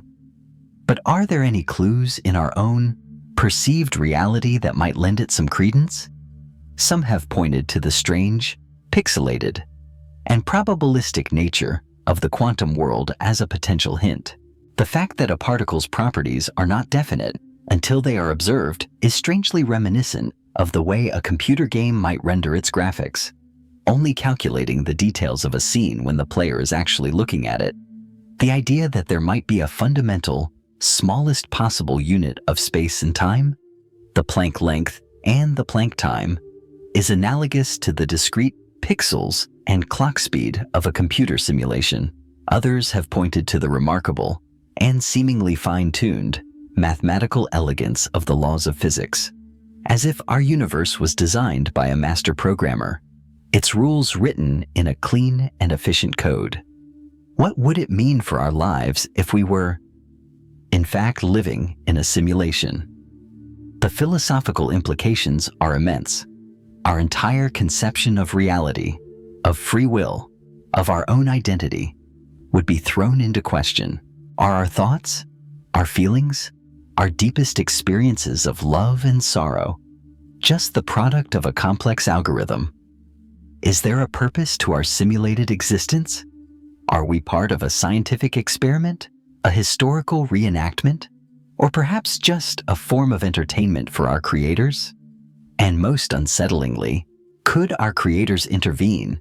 Could they change the parameters of the simulation, perform software updates, or even, if they grew bored of the experiment, simply turn it off? The idea that our entire reality could be deleted with a single keystroke is a new and very modern form of existential dread. But is there any way to test this hypothesis? Could we hack the matrix? Some scientists have proposed searching for evidence of the simulation's underlying computational grid. Perhaps there are subtle anisotropies in the arrival directions of high-energy cosmic rays, a sign that space is not perfectly continuous, but has a preferred direction, like the axes of a three-dimensional lattice. Others have suggested looking for glitches in the laws of physics, moments when the simulation fails to accurately model reality, revealing its artificial nature. So far, no such evidence has been found. The simulation hypothesis remains a fascinating, and perhaps untestable, philosophical argument. But it is a powerful one. It is the ultimate expression of the containment riddle, the idea that our perceived reality may be a small constructed subset of a much larger and much stranger meta-reality. It is a modern, scientific version of Plato's allegory of the cave, a story that reminds us that the world we see may not be the true world, but just the shadows on the wall of our own limited perception. And it is a thought that should instill in us a deep sense of humility and wonder. Whether our universe is a base-level physical reality or a sophisticated computer program, the fact remains that it is a place of incredible beauty, complexity, and mystery, a place that has given rise to a consciousness capable of asking these profound, and perhaps unanswerable, questions about the very nature of its own existence. Space is not just height, width, and depth. It may hold hidden dimensions, curled so tightly they escape our senses. These extra directions, invisible yet ever-present, could shape the forces and particles that build our universe. A radical idea born over a century ago, from ancient philosophers to modern physicists. This quest to uncover unseen realms reveals a cosmos far stranger than we imagine. A story of bold visions waiting for their time. The pursuit of truth often begins with a single insight, long before the world is ready. Over 2,000 years ago, a Greek philosopher named Democritus sat beneath the Mediterranean sun pondering the nature of reality. He proposed that all matter, stone, water, air, was made of tiny, indivisible fragments called atoms, eternal pieces combining to form everything we see. This atomic hypothesis was a leap beyond the era's belief in Earth, air, fire, and water as elements. It took 60 generations, well into the 1800s, for science to confirm atoms' existence, proving Democritus right long after his life had ended. His story is a quiet truth in physics. The boldest ideas often linger, their proof delayed by centuries. In 1783, an English clergyman named John Michell explored another frontier, studying Newton's laws of gravity and the idea that light was made of particles. He imagined objects so massive their gravitational pull would trap even light itself. These dark stars, as he called them, would be invisible, their escape speed exceeding light's swiftness. Michell's vision was a glimpse of what we now call black holes, but it was too far ahead, forgotten for 200 years. His idea resurfaced in the 1970s, when astronomers detected these cosmic voids. Like Democritus, Michell saw a truth the world could not yet embrace, a pattern in physics where revolutionary ideas wait patiently. These historical echoes frame our exploration of extra dimensions, a concept as daring as atoms or black holes. In 1916, Albert Einstein reshaped our view of the universe amid the devastation of the First World War. With Europe's youth falling in the trenches, he unveiled his general theory of relativity.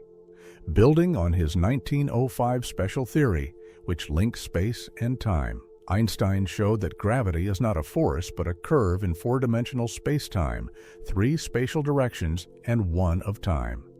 A star warps this fabric, guiding planets' paths like marbles rolling in a dip. The theory was profound, its mathematics intricate, its predictions subtle, yet it opened a door to new questions. One such question came from Theodor Kaluza, a mathematician from Silesia, a region now part of Poland, raised in Königsberg, a hub of German scholarship. Kaluza was immersed in the intellectual currents of the early 1900s. In 1921, he asked a radical question: what if space-time had not 4 but 5 dimensions? The 3 spatial directions we know, height, width, depth plus time, seemed complete. But Kaluza imagined a 4th spatial dimension, curled into a circle so small it was undetectable. This extra dimension, present at every point in space, would be like a thread surface, invisible from a distance, but real up close. Kaluza applied Einstein's equations to this 5-dimensional spacetime and found a startling result. The equations describe gravity in 3 dimensions, plus a force akin to electromagnetism, the force of light and magnetism. This was a unification, a single geometric framework for 2 fundamental forces, suggesting that the universe's complexity might stem from hidden dimensions. With Einstein's endorsement, Kaluza published his work in the Prussian Academy of Sciences. It was a visionary leap, hinting that the cosmos's rules could be written in the language of unseen geometry. Yet 1921 was a troubled time.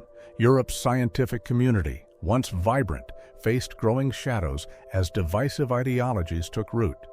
In physics, quantum mechanics emerged, a new frontier of particles and probabilities that captivated scholars with its testable predictions. General relativity, with its abstract curves, felt distant, and Kaluza's fifth dimension, unobservable and speculative, struggled for attention.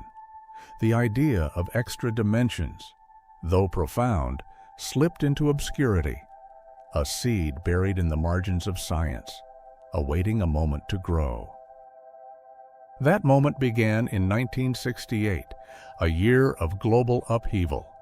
As protests echoed worldwide, an Italian physicist named Gabriele Veneziano tackled the strong force, the invisible bond holding atomic nuclei together. His solution was string theory, a framework where particles are not points, but tiny, one-dimensional strings vibrating at different frequencies. Each vibration produced a different particle: electrons, quarks, photons, offering a new way to understand the universe's building blocks. String theory was elegant, a cosmic symphony where notes defined reality, but it carried a heavy demand: 6 extra spatial dimensions, plus time, totaling 10. These extra dimensions were not vast like the space we navigate, but curled into realms smaller than a quadrillionth of an atom, present everywhere yet unseen. Veneziano's theory aimed to explain the strong force, but it faltered. Its predictions didn't match experimental data, and the need for 6 extra dimensions seemed a fatal flaw. By 1973, string theory was on the brink of abandonment, dismissed by most physicists as a beautiful but broken idea. The Standard Model, with its steady stream of particle discoveries, dominated the field, leaving string theory as a curiosity, its extra dimensions a puzzle too strange to solve.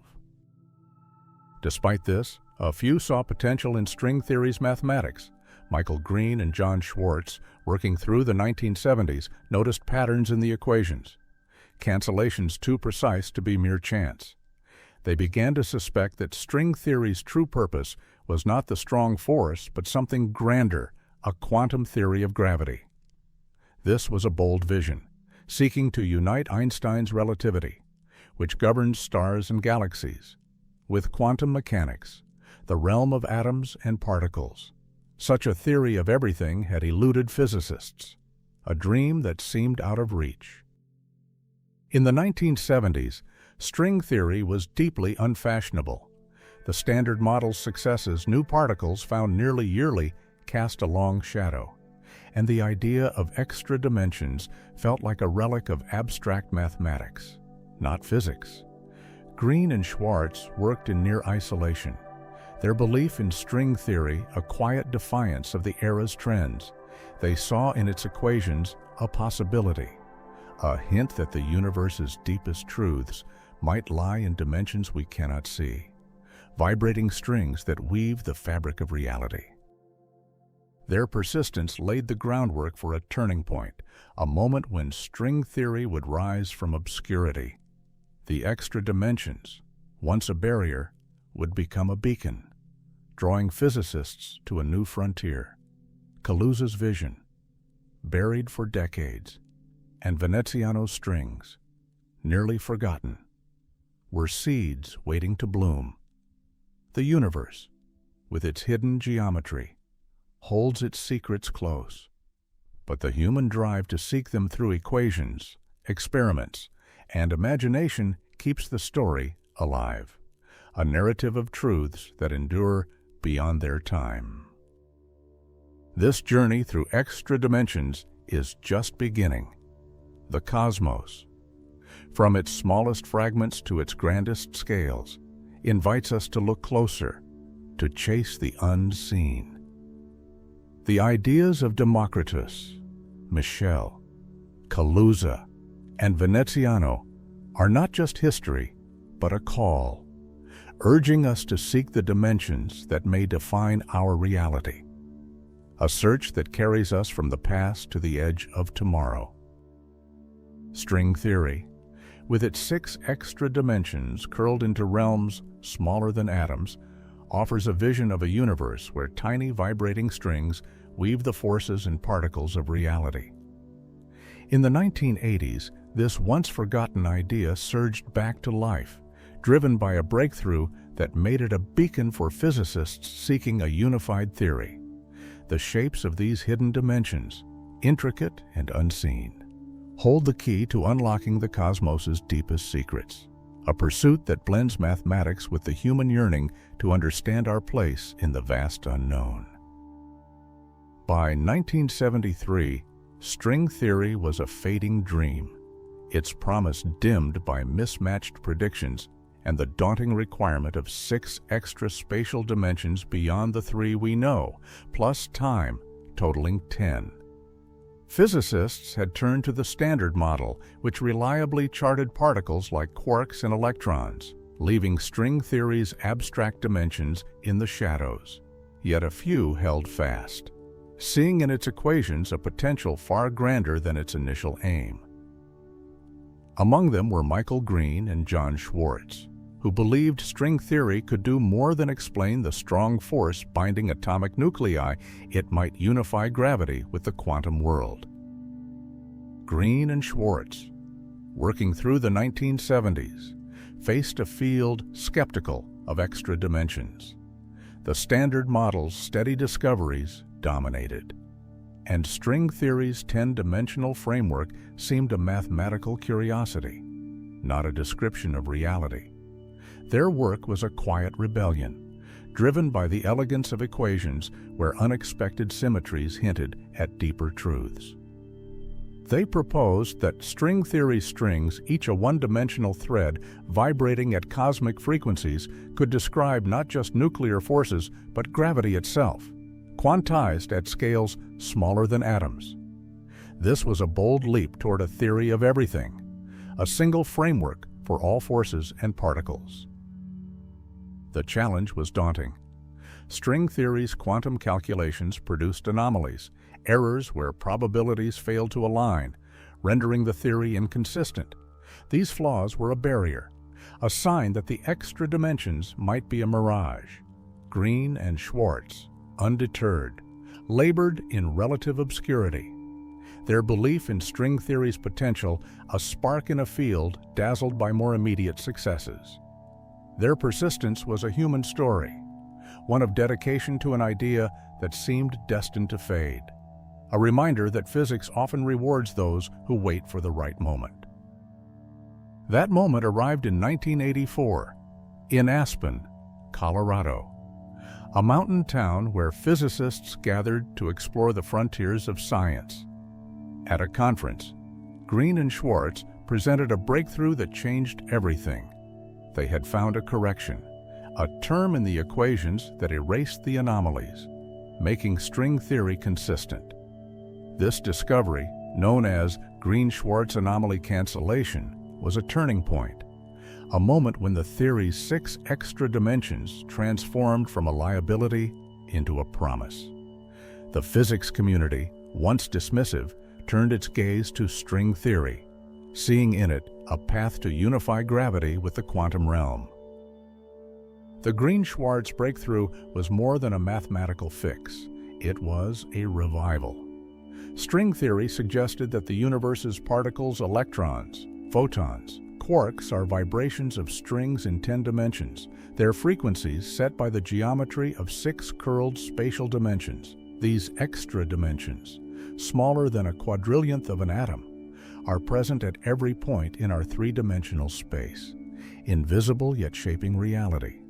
The theory's elegance lay in its unity. A single framework could explain the diversity of forces in matter, from the pull of gravity to the spark of light. To understand these extra dimensions, physicists turned to geometry, a field rooted in the work of Pythagoras over 2,000 years ago. The shape of the extra dimensions determines how strings vibrate, thus defining the particles and forces we observe. In 1984, as string theory surged, physicists Andrew Strominger and Gary Horowitz sought specific geometries for these dimensions. They contacted Eugenio Calabi, a mathematician who confirmed the existence of Calabi-Yau manifolds, 6-dimensional spaces named for him and Xing-Tung Yau, a geometer whose work bridged mathematics and physics. Calabi-Yau manifolds are not simple shapes like circles or spheres, but complex structures, intricate as woven patterns, with topologies pierced by hundreds of higher-dimensional voids. These manifolds are critical because they satisfy Einstein's general theory of relativity in the extra dimensions, ensuring gravitational stability. A star warps four-dimensional spacetime. In string theory, Calabi-Yau manifolds maintain order in the six hidden dimensions, allowing strings to vibrate in harmony. This connection to Einstein's equations, first explored by Kaluza in 1921, gave string theory a foundation in the physics of gravity. Beyond stability, Calabi-Yau manifolds offer a deeper gift: supersymmetry. This conjectured property balances quantum energies, splitting chaotic effects into opposing forces that cancel, protecting the theory from instability.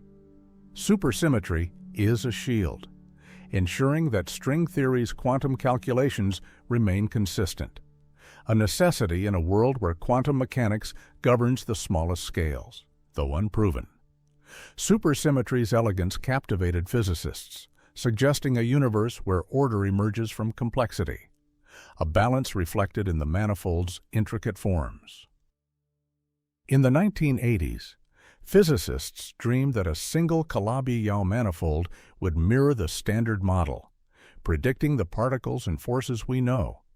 The hope was for a unique shape, a cosmic blueprint that would tie string theory to reality. But the dream grew complex. The number of possible Calabi-Yau manifolds exploded, from a handful to billions, each a unique geometry for the extra dimensions. Their names, quintic hypersurface, mirror quintic, carry an exotic allure, but their abundance posed a challenge: how to choose the one that defines our universe. This multiplicity is both a marvel and a puzzle. String theory's vision is one of unity, where a single framework births the cosmos's diversity. Yet the vast array of Calabi-Yau manifolds complicates the search. Computers now generate these shapes, their calculations far outpacing human hands, a testament to the theory's depth. The challenge is to find the manifold that matches our reality, a geometry where strings vibrate to produce the electrons, quarks, and forces we observe. This is a quest for precision, a search for the universe's hidden code. The human element in this pursuit is profound. The 1984 breakthrough was not just a triumph of equations, but a moment of connection, as physicists like Green, Schwartz, Strominger, and Horowitz shared a vision. Their work was a dialogue, a blend of mathematics and imagination, driven by the same curiosity that led Pythagoras to measure triangles or Einstein to curve space-time. String theory's extra dimensions, though invisible, resonate with our need to understand, to see beyond the three directions we know, to touch a reality richer than our senses allow. The extra dimension scale makes them elusive, smaller than anything we can probe directly. Yet their effects may linger, like the atoms Democritus imagined or the dark stars Michel envisioned. String theory suggests that these dimensions shape the particles we observe, their geometry a silent architect of reality. The Calabi-Yau manifolds, with their supersymmetric balance, are not just abstract spaces but potential keys to the cosmos, their forms dictating the universe's laws. This search also carries a melancholic beauty. The extra dimensions, if real, are everywhere, curled into the fabric of space, yet they remain hidden, a reminder of our limits. The 1980s surge in string theory was a moment of hope, a belief that we might glimpse these realms, yet the challenge of billions of manifolds tempers that hope with patience. Physics is a slow journey, its truths unfolding across decades, as ideas once dismissed find new life in the hands of those who dare to dream. The story of string theory's revival is a bridge to the next step in our quest. The extra dimensions, with their Calabi-Yau shapes, are not the end but a beginning, pointing us toward the particles that may carry their traces. The universe, from its smallest threads to its grandest arcs, holds its secrets close, but the human drive to seek them keeps us moving forward, chasing the unseen dimensions that may redefine our understanding of reality.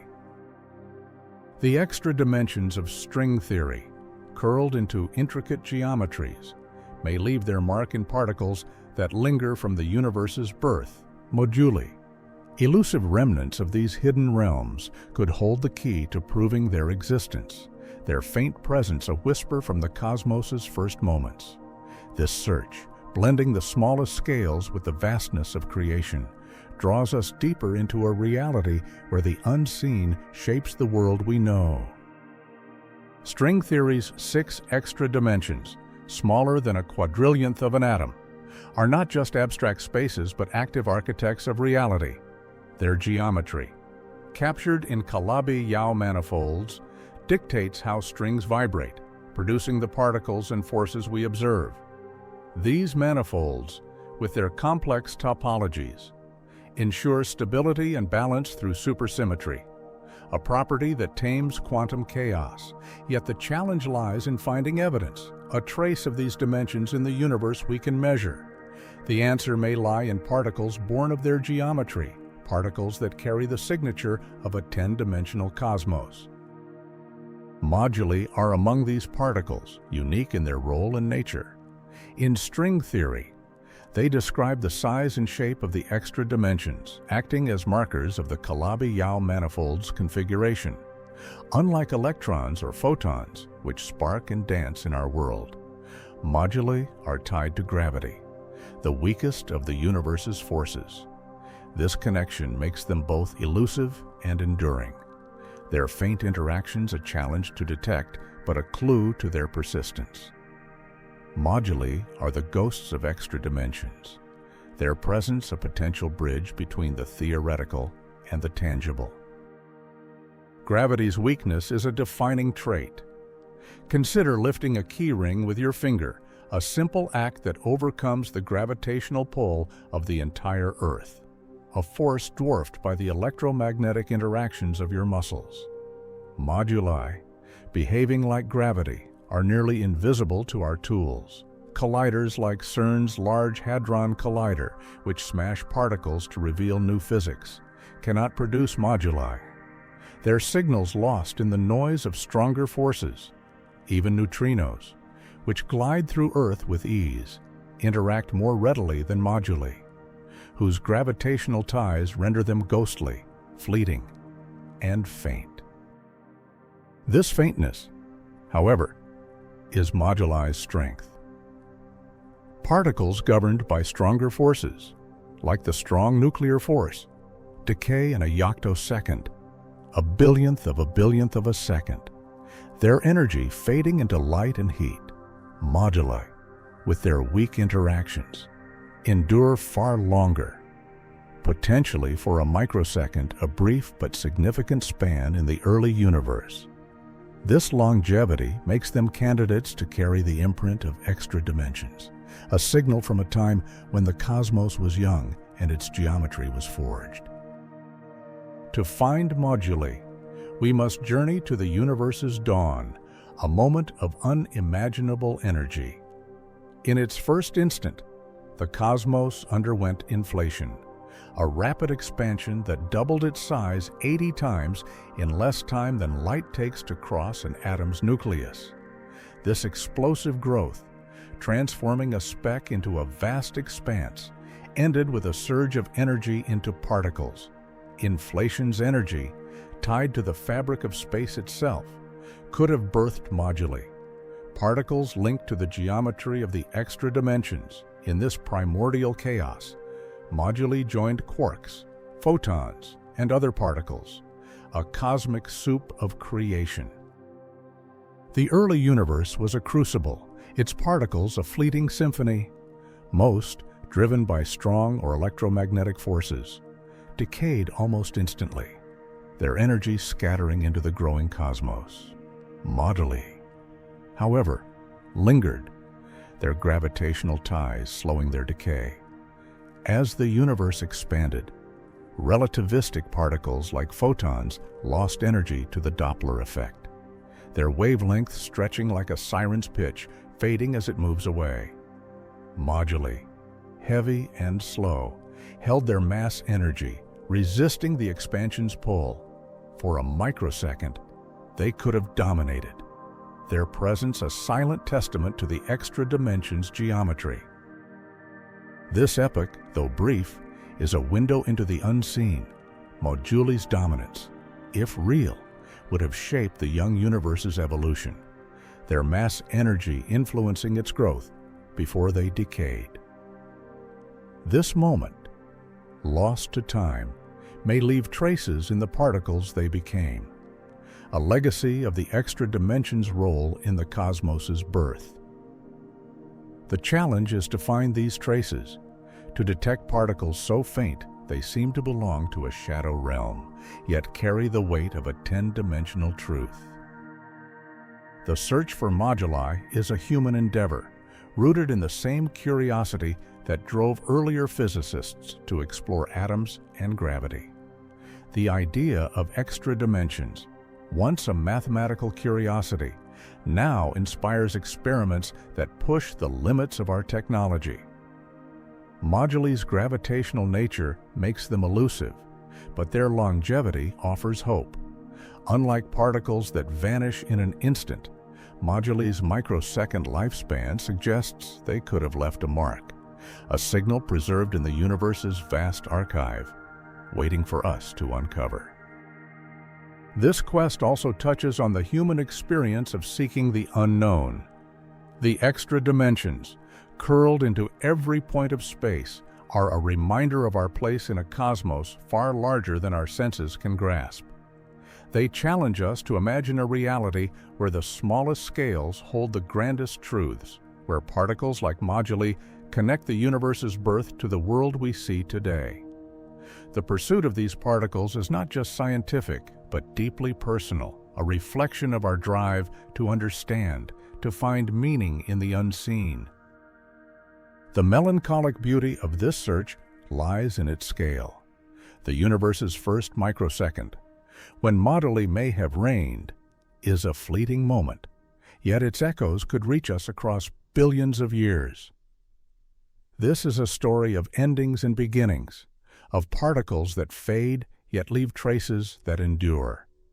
The extra dimensions, if real, are a hidden framework, shaping the forces that light our stars and bind our lives, yet they remain just beyond our reach, a quiet call to keep searching. The tools we use are extensions of this curiosity, telescopes and detectors, designed to probe the faintest signals, are our eyes into the cosmos's past. The Large Hadron Collider, though unable to produce moduli, inspires new experiments, new ways to listen for the universe's whispers. These efforts, built on decades of theory, carry the legacy of string theory's revival, a moment when the extra dimensions became a frontier, not a fantasy. The physicists who pursue this path, those who followed Green and Schwarz's 1984 breakthrough, are part of a lineage, each step a move toward a truth that waits. The extra dimensions geometry, encoded in moduli, is a puzzle that spans the cosmos. From the curled spaces of Calabi-Yau manifolds to the particles born in inflation, this geometry may define reality itself. The challenge is to find these particles, to measure their effects in a universe that hides its deepest secrets. The story of moduli is a bridge to the next phase of our quest, a path toward particles that carry their decay, particles that might finally reveal the hidden dimension's truth. This journey through the unseen is a testament to human resilience. The extra dimensions, though invisible, are a call to explore, to seek the particles that may prove their existence.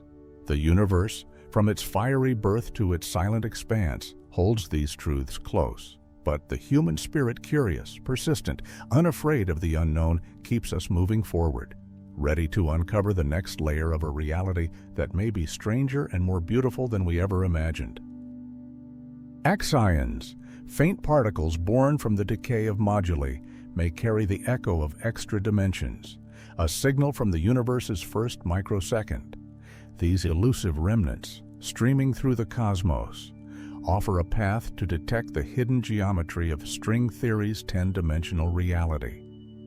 This search, pushing the limits of our tools, is a human quest to hear the universe's ancient whispers, a journey from the smallest scales to the vastness of time. Moduli, particles tied to the size and shape of string theory's 6 extra dimensions, could have dominated the early universe, their gravitational nature making them long-lived but faint. Their decay, a fleeting act in the cosmos's infancy, may have birthed axions, hypothetical particles nearly massless, with interactions almost as weak as gravity itself. Axions are not part of the Standard Model's familiar roster electrons, quarks, photons, but a shadow realm. Their existence a speculation rooted in string theory's vision of a 10-dimensional cosmos. If moduli decayed into axions, these particles could form a cosmic background, a faint sea persisting from the universe's birth to today. The universe's first moments, marked by inflation's explosive growth, set the stage for this possibility. As energy poured into particles, moduli emerged, tied to the geometry of extra dimensions curled smaller than a quadrillionth of an atom. Their microsecond reign ended as they decayed, potentially into pairs of axions, each carrying half the moduli's energy, speeding through space at near-light velocity. Unlike photons, which dimmed as the universe expanded, axions' faint interactions let them endure, a relic of the extra dimension's influence on the cosmos's dawn. Detecting axions is a formidable challenge, akin to finding a single whisper in a cosmic gale. Their interactions are so weak that they pass through matter-Earth. Stars, entire galaxies with barely a trace, even neutrinos. The ghostly particles of the Standard Model interact more readily, with experiments detecting a handful each year despite billions streaming through every cubic centimeter. Axions, if they exist, are even more elusive. Their cosmic background, a faint hum, estimated at hundreds per cubic centimeter, yet nearly invisible to our instruments. This faintness, however, is what makes them a beacon for extra dimensions, a signal untainted by the universe's later noise. The key to finding axions lies in their rare ability to transform. In strong magnetic fields, axions may convert into photons, the particles of light we can measure. This process, a delicate dance of quantum physics, offers a window into the unseen. Imagine a telescope peering through a magnetic field, seeking a flicker where none should be a photon, born from an axion, born from a modulus, born from the geometry of extra dimensions. This is not a simple task, but a frontier, requiring tools of unprecedented sensitivity to catch the universe's subtlest signals. Future experiments are rising to this challenge. Telescopes like the planned Axion Dark Matter Experiment, or ADMX, use powerful magnetic fields to search for axions, tuning their detectors to catch the faint photons they might produce. Other projects, such as the International Axion Observatory, aim to scan the cosmos for these particles, their instruments designed to listen for the quietest echoes of the early universe. These efforts, still in their infancy, build on decades of theoretical work, a testament to the patience required to probe the unseen. The search for axions is not just a technical challenge, but a human one, driven by the same curiosity that fuels string theory. The extra dimensions, curled into Calabi-Yau manifolds, are a mathematical marvel, their geometry shaping the strings that vibrate to form reality. Moduli, as markers of this geometry, connect these dimensions to the universe's birth, and axions, as their decay products, carry this connection to the present.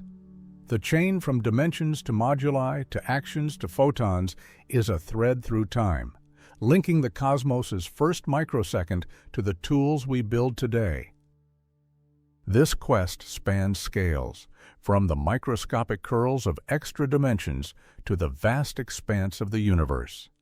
The Calabi-Yau manifolds, with their hundreds of higher dimensional voids, are realms smaller than atoms, yet their influence could ripple across billions of years. Actions, if detected, would be a signal from this geometry, a proof that the universe's forces gravity, light, matter stem from a 10-dimensional framework.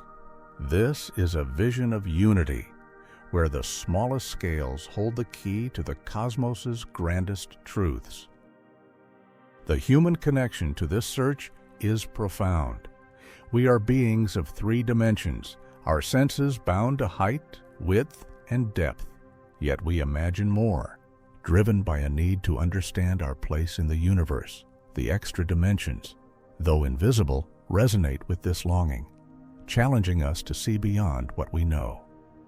The physicists who design action experiments, who calibrate magnetic fields and analyze faint signals, are heirs to a legacy of curiosity, their work a quiet defiance of the universe's secrecy. The melancholic beauty of this pursuit lies in its patience. The universe's first microsecond, when moduli and actions may have formed, is a moment lost to time, yet its echoes could reach us today.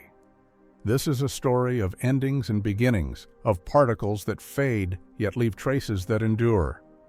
The extra dimensions, if real, are everywhere, their geometry shaping the forces that bind our world, yet they remain hidden, a reminder of the truths that wait just beyond our grasp. The tools we use are extensions of this human drive.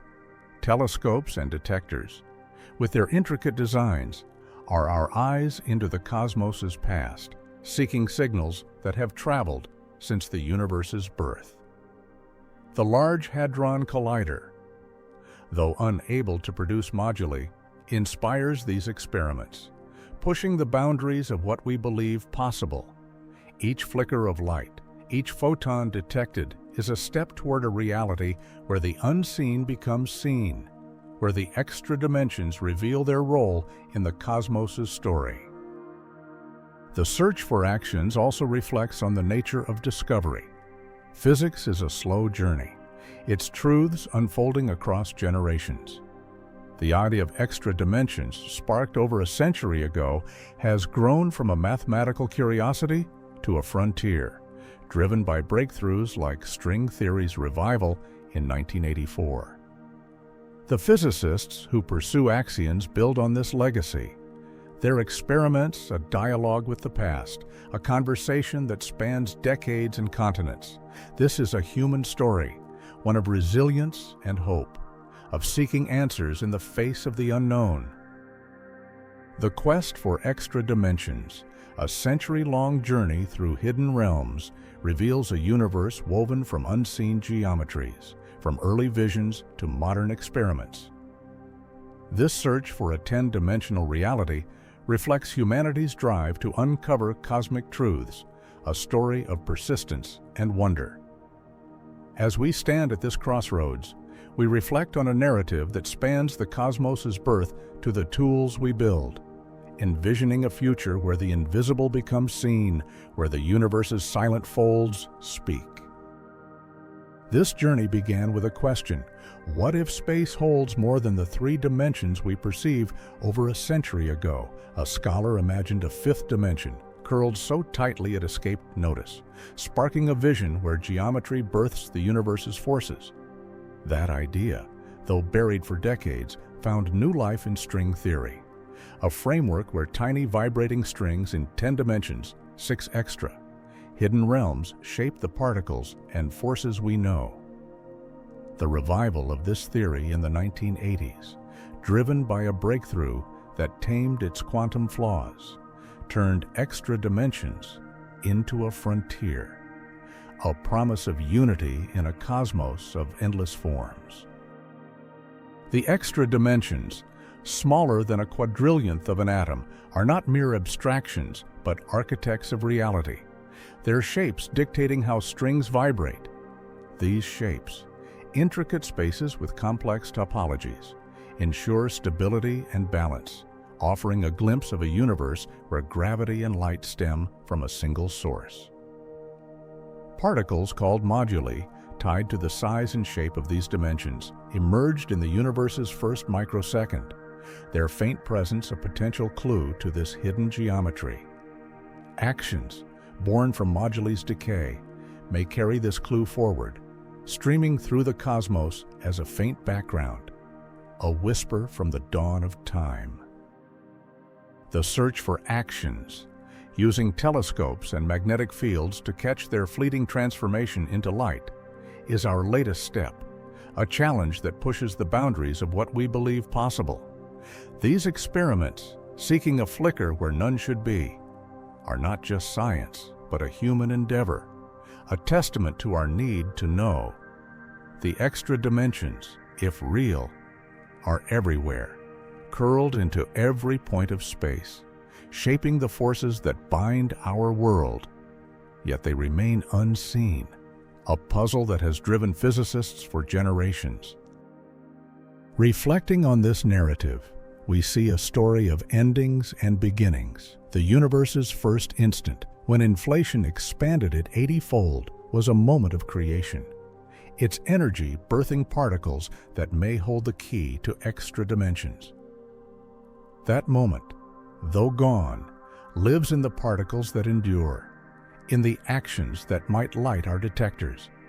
The physicists who pursued this truth, from the early 20th century to today, faced skepticism and silence, yet their ideas persisted.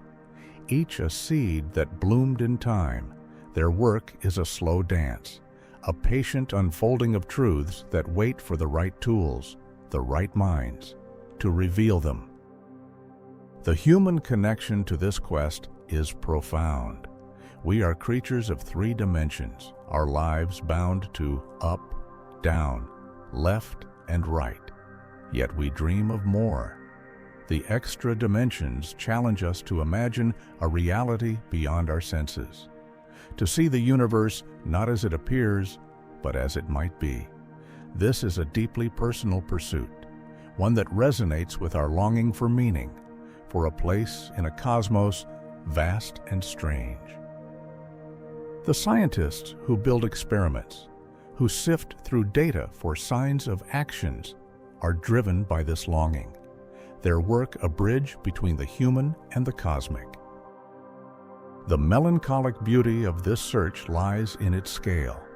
The extra dimensions, curled into spaces we cannot touch, are a reminder of our limits, yet also our potential. The universe's first microsecond, a fleeting spark, is lost to time, but its echoes could reach us, carried by particles that have traveled billions of years. This is a story of loss and hope, of moments that fade yet leave traces that endure. The extra dimensions, if they exist, are a silent framework, their geometry shaping the stars that light our skies and the atoms that form our lives. This narrative also reflects on time's passage. Physics is a journey across generations, its discoveries a tapestry woven by many hands, the idea of extra dimensions. Born in 1921, took decades to find its echo in string theory, and more to inspire the experiments we pursue today. Each step from a scholar's quiet insight to a breakthrough in a mountain town, from particles in the early universe to telescopes scanning the void, builds on the last, a legacy of resilience. The truths we seek, like atoms or black holes before them, may wait, their proof a distant hope that drives us forward. Looking to the future, the search for extra dimensions is a promise of discovery, the tools we build telescopes with unprecedented sensitivity. Detectors tuned to the faintest signals are our eyes into the cosmos's past. Projects like the Axion Dark Matter Experiment and the International Action Observatory are just the beginning. Their efforts a foundation for what lies ahead. These experiments, seeking axions as proof of moduli and extra dimensions, could redefine our understanding, showing that the universe's forces arise from a 10-dimensional reality. The implications are vast. If axions are found, they would confirm the geometry of extra dimensions, a breakthrough that could unify gravity with the quantum world.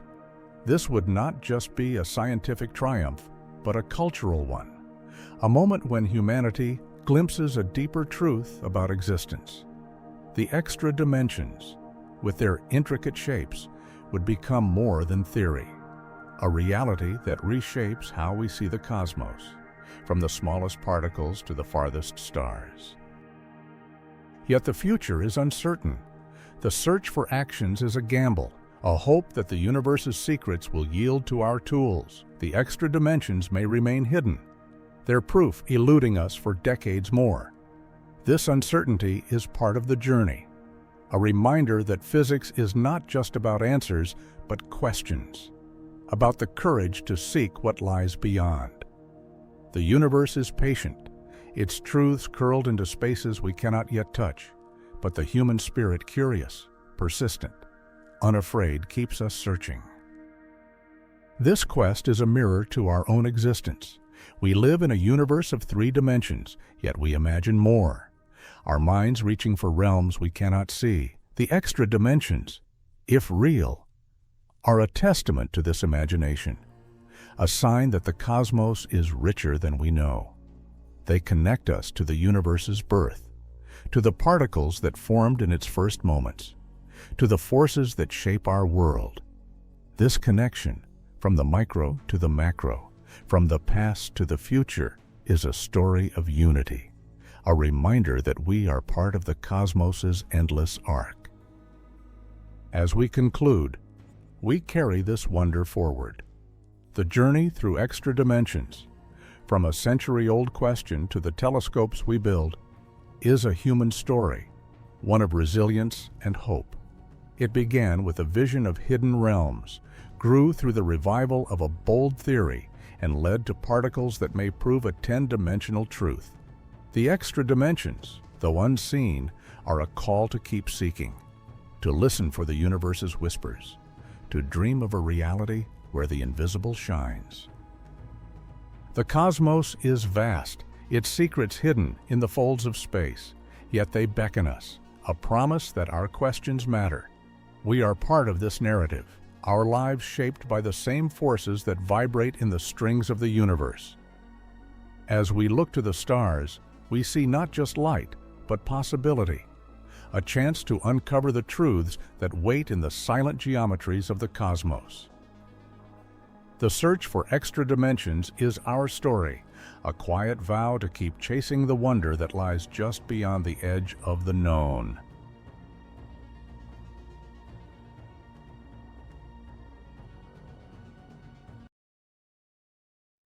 Time moves forward, relentless and unyielding, carrying the universe from its fiery birth to a distant, quiet end. Stars burn, galaxies spin, and planets turn. But this cosmic dance is not eternal.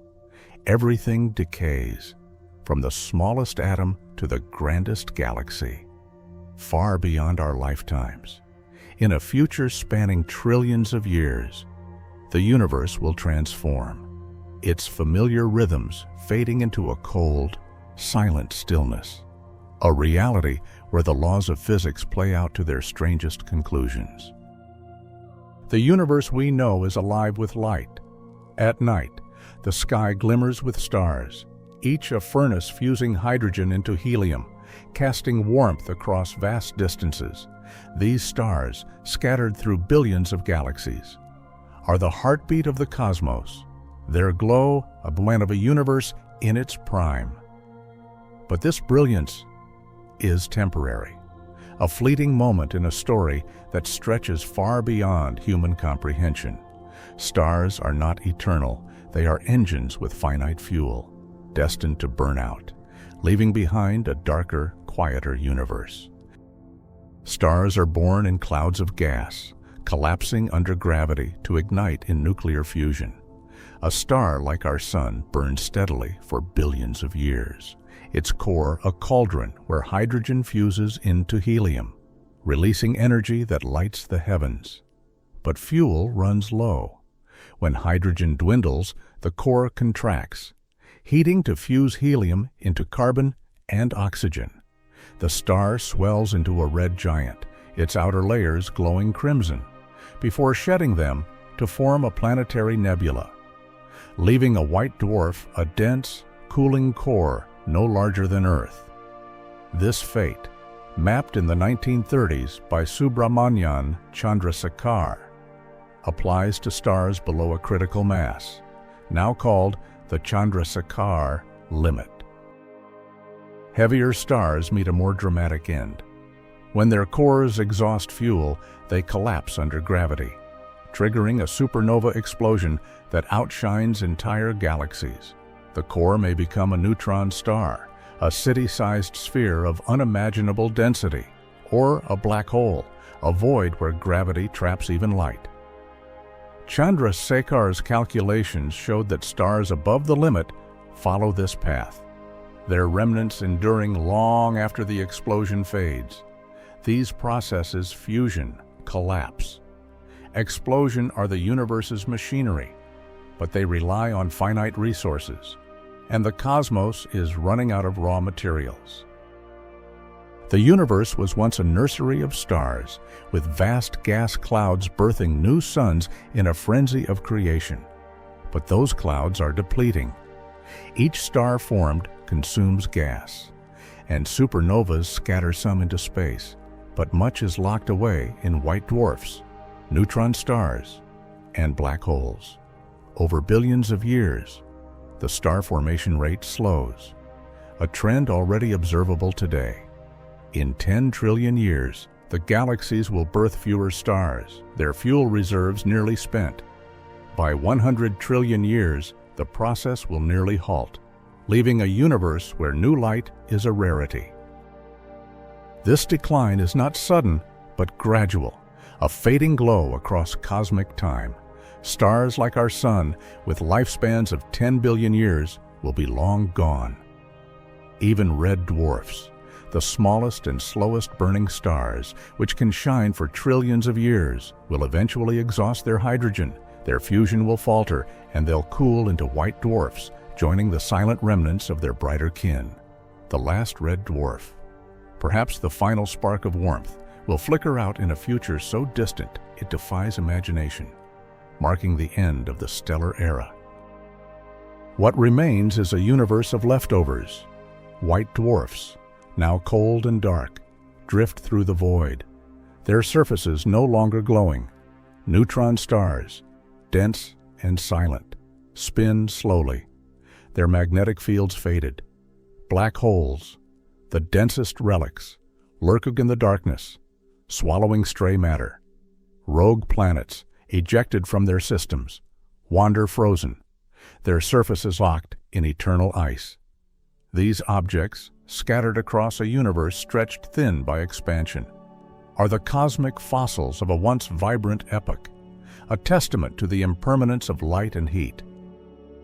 This phase, known as the degenerate era, is a stark departure from the universe we know. There are no galaxies aglow with starlight, no nebulae birthing new suns. Space is vast, its distances growing as the universe expands, driven by dark energy that pushes everything apart.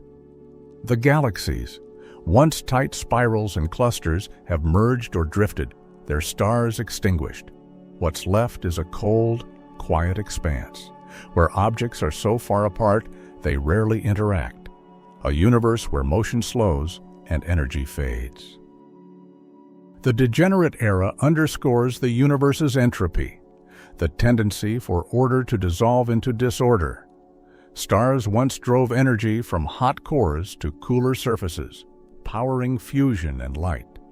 But in this era, there's no heat to flow, no gradient to fuel work. White dwarfs and neutron stars, though dense, are inert, their energy spent. The universe is not dead in a dramatic sense, but still, like a clock wound down so far, it cannot tick. Matter exists, black dwarfs, neutron stars, rogue planets, but it's meaningless, isolated, unable to form new systems or spark new life.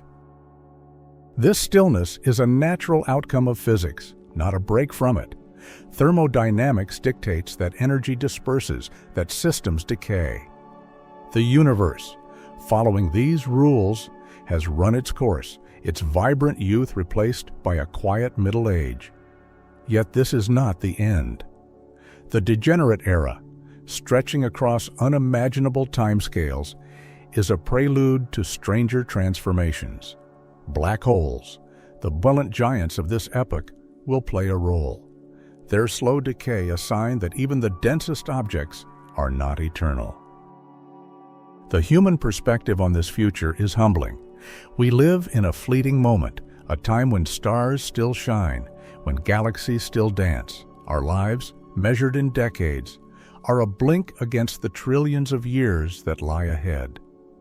Yet we imagine this future, tracing the path of physics to its limits, asking what becomes of the cosmos when all we know is gone.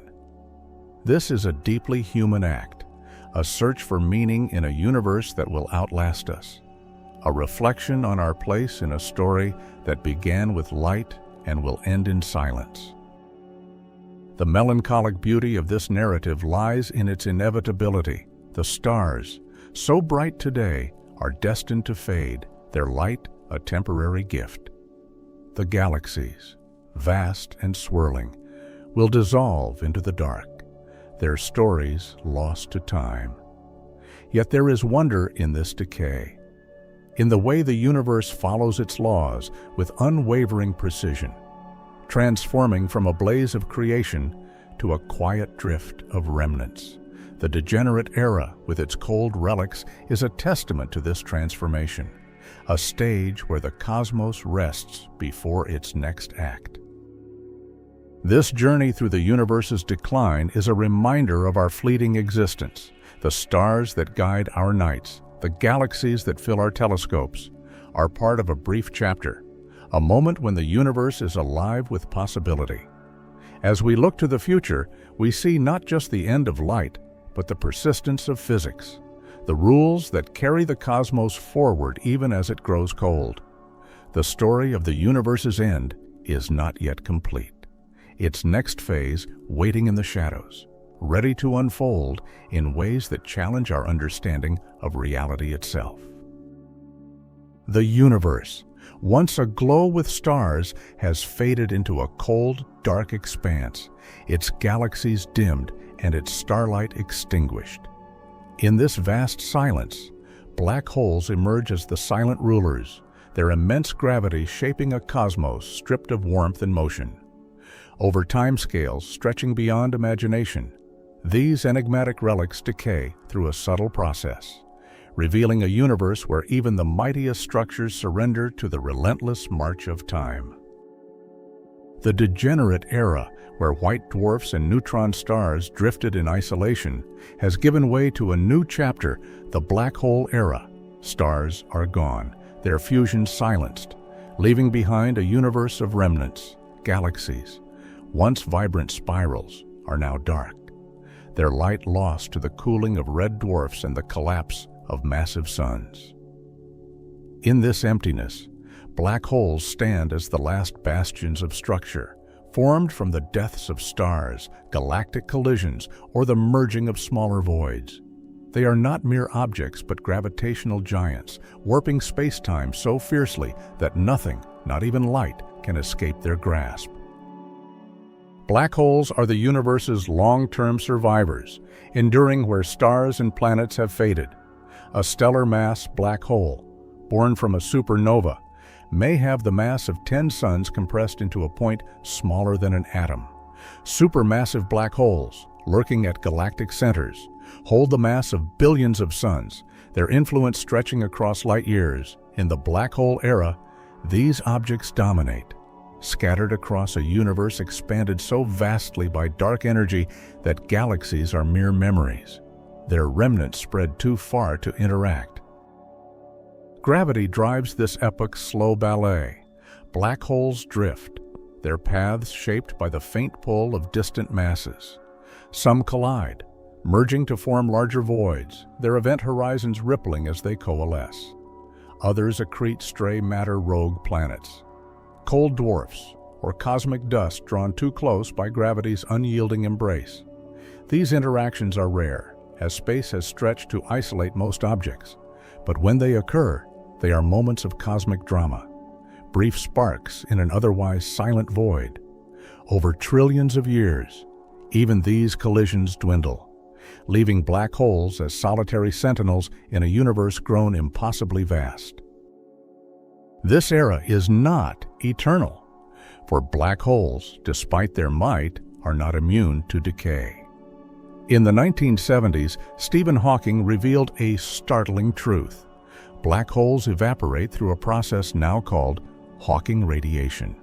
The vacuum of space, far from empty, is alive with quantum fluctuations, where virtual particle pairs matter and antimatter briefly appear and annihilate near a black hole's event horizon, the boundary beyond which nothing escapes. These pairs can be split. One particle falls into the void, while the other escapes, carrying a sliver of the black hole's energy. This escaping particle, a photon or other lightweight entity, slowly drains the black hole's mass. Hawking radiation is vanishingly slow. For a stellar mass black hole, the process takes 10 to the 67th years, a number so vast it dwarfs the universe's current age of 13 billion years.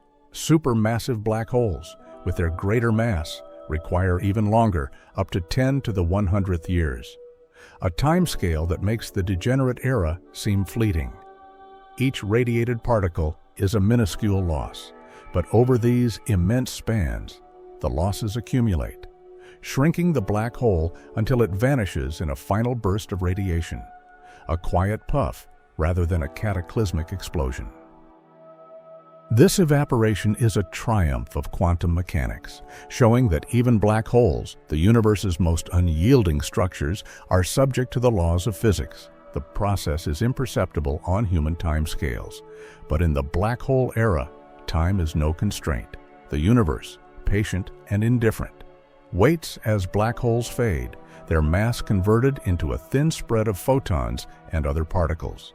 As the last black hole evaporates, the cosmos loses its final anchors of gravity, leaving a near-perfect vacuum, a stage where the actors have departed and only the faintest traces remain. The black hole era is a study in contrasts. Black holes are both eternal and ephemeral, dominating the universe for eons, yet doomed to dissolve. They are invisible, their presence known only by their gravitational pull, yet they shape the cosmos's structure, gathering matter and merging in silent dances. Their decay, through Hawking radiation, is a microcosmic process, quantum fluctuations at the event horizon, yet it plays out on the grandest scales, transforming the universe over unimaginable timescales. This interplay of the small and the vast is a hallmark of the cosmos's evolution, a reminder that even the mightiest entities are bound by the same rules that govern the smallest particles. The human perspective on this era is one of awe and humility. We live in a time of light, where stars illuminate the night and galaxies tell stories of creation. The black hole era, by contrast, is a future where light is a memory, where the universe is a graveyard of gravitational ghosts. Our existence, a mere flicker in cosmic time, seems insignificant against the backdrop of 10 to the 100th years. Yet we imagine this future, piecing together its story through equations and observations. This act of imagination, of reaching across eons to understand the cosmos's fate, is a deeply human endeavor, a search for meaning in a universe that will outlast us all. The melancholic beauty of the black hole era lies in its quiet persistence. The universe, stripped of its stars, continues its slow transformation, driven by gravity and quantum mechanics. Black holes, once symbols of destruction, become relics of endurance, their evaporation a gentle farewell rather than a violent end. This era, spanning timescales beyond comprehension, is a testament to the universe's patience, its ability to follow its laws through the darkest, most silent phases of its existence. The black hole era also raises profound questions about information and loss. As black holes evaporate, what happens to the information they held? The details of the matter they consumed. Hawking initially argued this information was lost, but later theories suggest it may be preserved in the radiation, encoded in ways we cannot yet fully grasp. This debate, central to modern physics, hints at deeper truths about the universe's structure, truths that may persist even as black holes fade. The question of information's fate is a thread that will weave into the cosmos's later stages as the universe grows emptier still. The end of the black hole era marks a turning point. With the last black hole gone, the universe is a near-empty void, its only contents a scattering of subatomic particles and radiation, stretched thin by relentless expansion. This is not the final act, but a transition, a stage where the absence of structure allows new physics to emerge. The particles that remain, the relics of stars and black holes, face their own decay, setting the scene for a cosmos where even the building blocks of matter may not endure. This journey through the universe's decline is a reflection on permanence and change.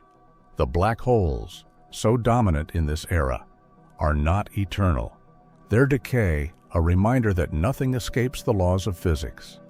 The cosmos, once a place of creation, is now a realm of dissolution, yet its story continues, driven by the quiet persistence of quantum processes and the inexorable stretch of space. As we look to the future, we see a universe poised for stranger transformations, where the rules of reality may shift in ways that challenge our deepest understanding.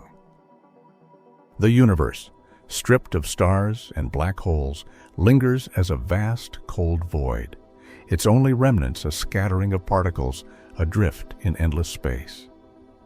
In this desolate expanse, even protons, the sturdy cores of atoms, may decay, unraveling the last traces of matter into a faint sea of radiation.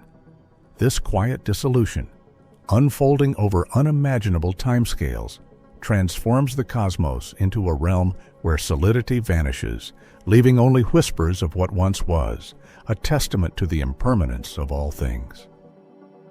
The black hole era has ended, its final voids evaporating into photons through Hawking radiation, leaving a universe nearly empty.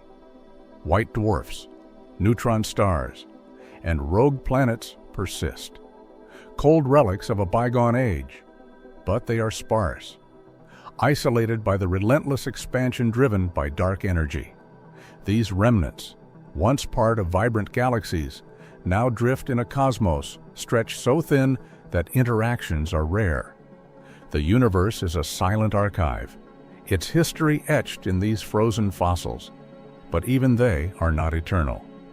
A new process, proton decay, threatens to erase the last vestiges of matter, ushering in a post-decay radiation era.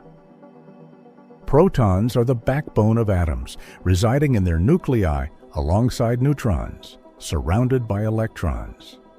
Their stability has long been assumed, a foundation for matter's endurance.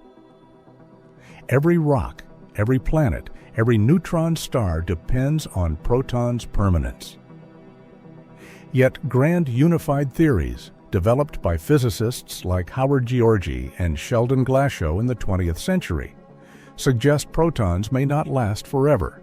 These theories, which aim to unify the strong, weak, and electromagnetic forces, predict that protons decay into lighter particles, positrons, photons, or neutrinos over timescales so vast they dwarf the black hole era. The predicted lifetime of a proton is staggering at least 10 to the 34th power years, a number that makes the universe's current age of 13 billion years seem instantaneous. This is not a process we can observe. No experiment has yet detected proton decay, and the odds are so low that a single proton's decay is a cosmic rarity. But in a universe with infinite time, rarity becomes certainty. Given enough protons and enough years, trillions of trillions, the decay accumulates, each proton crumbling silently, its energy released as fleeting radiation. In the post-black hole era, the universe's remnants are prime candidates for this decay. Black dwarfs, the cooled husks of white dwarfs, are dense with carbon and oxygen nuclei, each packed with protons. Neutron stars, though dominated by neutrons, contain proton-rich layers. Rogue planets, frozen worlds of rock and ice, are built from atoms with proton cores. Over 10 to the 35th years, these objects begin to disintegrate, not through violence, but through a slow, statistical unraveling. Protons decay, their nuclei breaking apart, leaving positrons and photons that scatter into the void. This decay is not a fiery end, but a quiet erosion. A black dwarf, once a solid sphere, loses its structure as protons vanish, its matter dissolving into a diffuse cloud of radiation. A neutron star's proton-rich surface crumbles, its stability fraying. By 10 to the 40th power years, most protons are gone, their decay complete. What remains is a universe without atoms, without solids, without the building blocks that once formed stars and planets.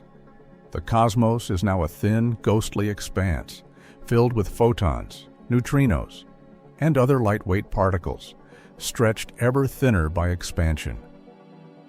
This post-decay radiation era is a stark departure from the universe's earlier vibrancy. There are no galaxies, no stars, no black holes, only a near-empty vacuum where particles drift, too distant to interact. The universe's energy, once concentrated in fusion and gravity, is now diffuse, a faint hum of radiation that carries no warmth, no potential for creation. This is entropy at its extreme, where the cosmos has no gradients left to fuel change. The particles exist, but they are meaningless, a silent testament to a reality where matter has lost its purpose. The physics of proton decay is a triumph of theoretical insight, rooted in the Standard Model and its extensions. Grand unified theories, proposed in the 1970s, suggest that at high energies of the early universe, the fundamental forces were one. As the cosmos cooled, these forces split, but protons retained a faint instability, a memory of that unity. The decay process, though speculative, follows from these principles, a prediction that no new forces are needed, just the slow, inevitable work of quantum mechanics over eons. If protons are stable, as some models allow, the universe might linger longer in its degenerate state, but the possibility of decay paints a bleaker, more transient picture. The human perspective on proton decay is one of profound disconnection. We live in a world of matter, where atoms form the ground beneath us, the air we breathe, the stars we see. The idea that these atoms could dissolve, not in a cataclysm, but in a slow, silent fade, challenges our sense of permanence. Our lives, measured in heartbeats, are infinitesimal against 10 to the years, a timescale that renders human existence a fleeting whisper. Yet we ponder this future, using mathematics to trace the cosmos's path, a testament to our need to understand even what lies beyond our grasp. The melancholic beauty of this era lies in its quiet dissolution. The universe, once a place of creation, is now a realm of decay. where even the sturdiest particles surrender to time. The post-decay radiation era, with its sparse, drifting particles, is a cosmos stripped bare, its vibrancy replaced by a stillness that feels eternal yet fragile. This is not an end, but a transition, a stage where the absence of matter sets the scene for stranger possibilities, where the universe's very fabric may shift in ways we cannot predict. The human connection to this narrative is both humbling and profound. We are made of protons, our bodies a temporary assembly of atoms destined to outlast us, yet not forever. The idea that these atoms could decay, leaving only radiation, mirrors our own impermanence, a reminder that all things, from stars to selves, are bound by the same laws. Yet, in imagining this future, we assert our place in the cosmos, our minds reaching across eons to grapple with a reality that will unfold long after we are gone. The post-decay radiation era also raises questions about information and existence. As protons decay, do they leave a trace of their history, or is their information lost? The debate over black hole information, sparked by Stephen Hawking, finds an echo here. As the universe's final particles fade into the void, these questions, rooted in quantum mechanics, hint at deeper truths about the cosmos's structure, truths that may persist even as matter dissolves. The radiation that remains, stretched thin by expansion, is a faint archive, carrying the universe's story into its next, stranger phase. This journey through the universe's decline is a reflection on change and loss. The protons that built our world, so stable in our time, may crumble, their decay a quiet end to matter's reign. The cosmos, now a sea of radiation, is poised for further transformations, where the rules of physics may bend in ways that defy our understanding. The story of the universe's end continues, its next act waiting in the silent expanse, ready to unfold in a reality where even emptiness holds secrets. The universe, reduced to a faint sea of radiation, stretches endlessly, its matter dissolved and its forces silenced. In this near-empty void, a subtle instability looms: vacuum decay, a quantum shift that could rewrite the laws of physics themselves. This silent transformation, lurking in the cosmos's deepest future, threatens to erase the last vestiges of our reality.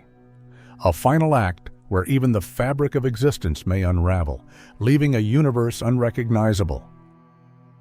The post-decay radiation era, where protons have crumbled into photons and neutrinos, marks a cosmos stripped of structure. No stars, no black holes, no atoms, remain only a sparse, cold expanse, its particles too distant to interact, spread thin by relentless expansion. This is a universe at maximum entropy, where energy gradients have vanished, and change seems impossible. Yet, even in this stillness, the vacuum, the underlying field that defines space, is not inert. It holds a hidden fragility, a potential to shift into a state that could alter reality's foundations, a process known as vacuum decay. The vacuum is not empty but a dynamic stage, shaped by fields like the Higgs field, which gives particles their mass. The Higgs field, discovered in 2012, sets the rules for our universe, allowing atoms to form, stars to burn, and life to exist. Its value, finely tuned, creates a stable reality, but stability may be an illusion. Theoretical physicists, including Gianfrancesco Giudice and John Ellis, calculated that our vacuum might be metastable, not at its lowest energy state. A deeper, more stable vacuum could exist. And if our universe's vacuum were to shift to this state, the consequences would be profound. Vacuum decay begins with a quantum fluctuation, a random blip in the fabric of space where the Higgs field's value changes, This fluctuation creates a bubble of true vacuum, a region governed by new physical laws. Unlike our vacuum, where particles have specific masses and forces interact predictably, this new state could render atoms impossible, disrupt gravity, or erase time itself. The bubble, once formed, expands at nearly the speed of light, converting the surrounding metastable vacuum into its own reality. There's no explosion, no heat, just a silent replacement, a rewriting of existence itself. This process is not a distant fantasy, but a consequence of quantum mechanics, where probabilities govern even the universe's fate. The likelihood of vacuum decay is vanishingly small, so low that it might not occur for 10 to the 100th power years, a timescale that dwarfs proton decays 10 to the 34th power years. Yet, in an infinite universe, even the smallest odds become certainties. The vast emptiness of the post-decay era, with its endless space and time, offers countless opportunities for a fluctuation to spark a bubble, transforming the cosmos in an instant. The implications of vacuum decay are staggering. Inside the bubble, the laws of physics could be incompatible with matter, energy, or structure as we know them. Electrons might lose their charge, gravity might weaken, or space itself might collapse. The universe we know its constants, its forces, its very essence would vanish, replaced by a reality we cannot predict.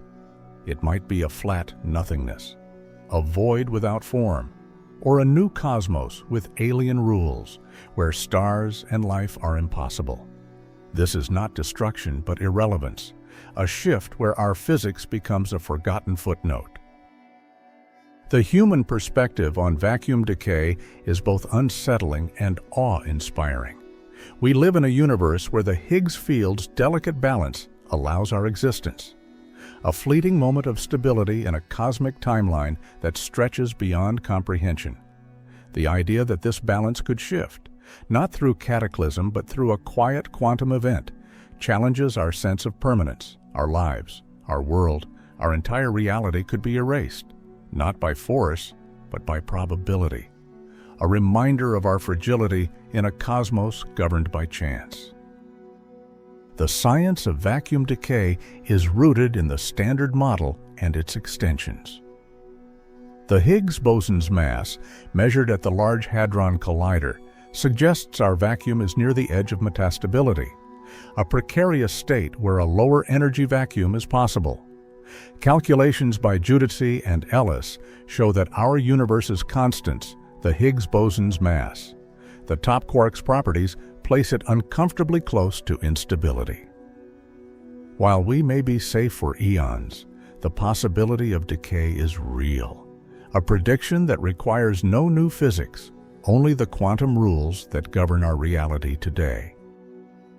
The melancholic beauty of vacuum decay lies in its silent inevitability. The universe, already stripped of stars and matter, faces a final transformation, not through violence, but through a subtle shift in its essence. The post-decay radiation era, with its sparse particles, is a cosmos on the brink. Its vacuum, a fragile canvas waiting for a quantum brushstroke. This is a story of ending soon, where even the rules that define existence may fade, leaving a reality where nothing familiar remains. The human connection to this narrative is profound. We are products of a stable vacuum, our atoms and thoughts shaped by the Higgs field's delicate balance. The idea that this balance could collapse, erasing the physics that sustains us, mirrors our own mortality. A reminder that all things, from particles to people, are temporary. Yet in pondering vacuum decay, we assert our place in the cosmos, our minds reaching across unimaginable timescales to grapple with a future that defies comprehension. This act of imagination, of seeking meaning in the face of nothingness, is a deeply human endeavor. The implications of vacuum decay extend beyond our universe. If a bubble forms, it might not be the first. The cosmos could be part of a multiverse, where other bubbles have sparked new realities with different laws.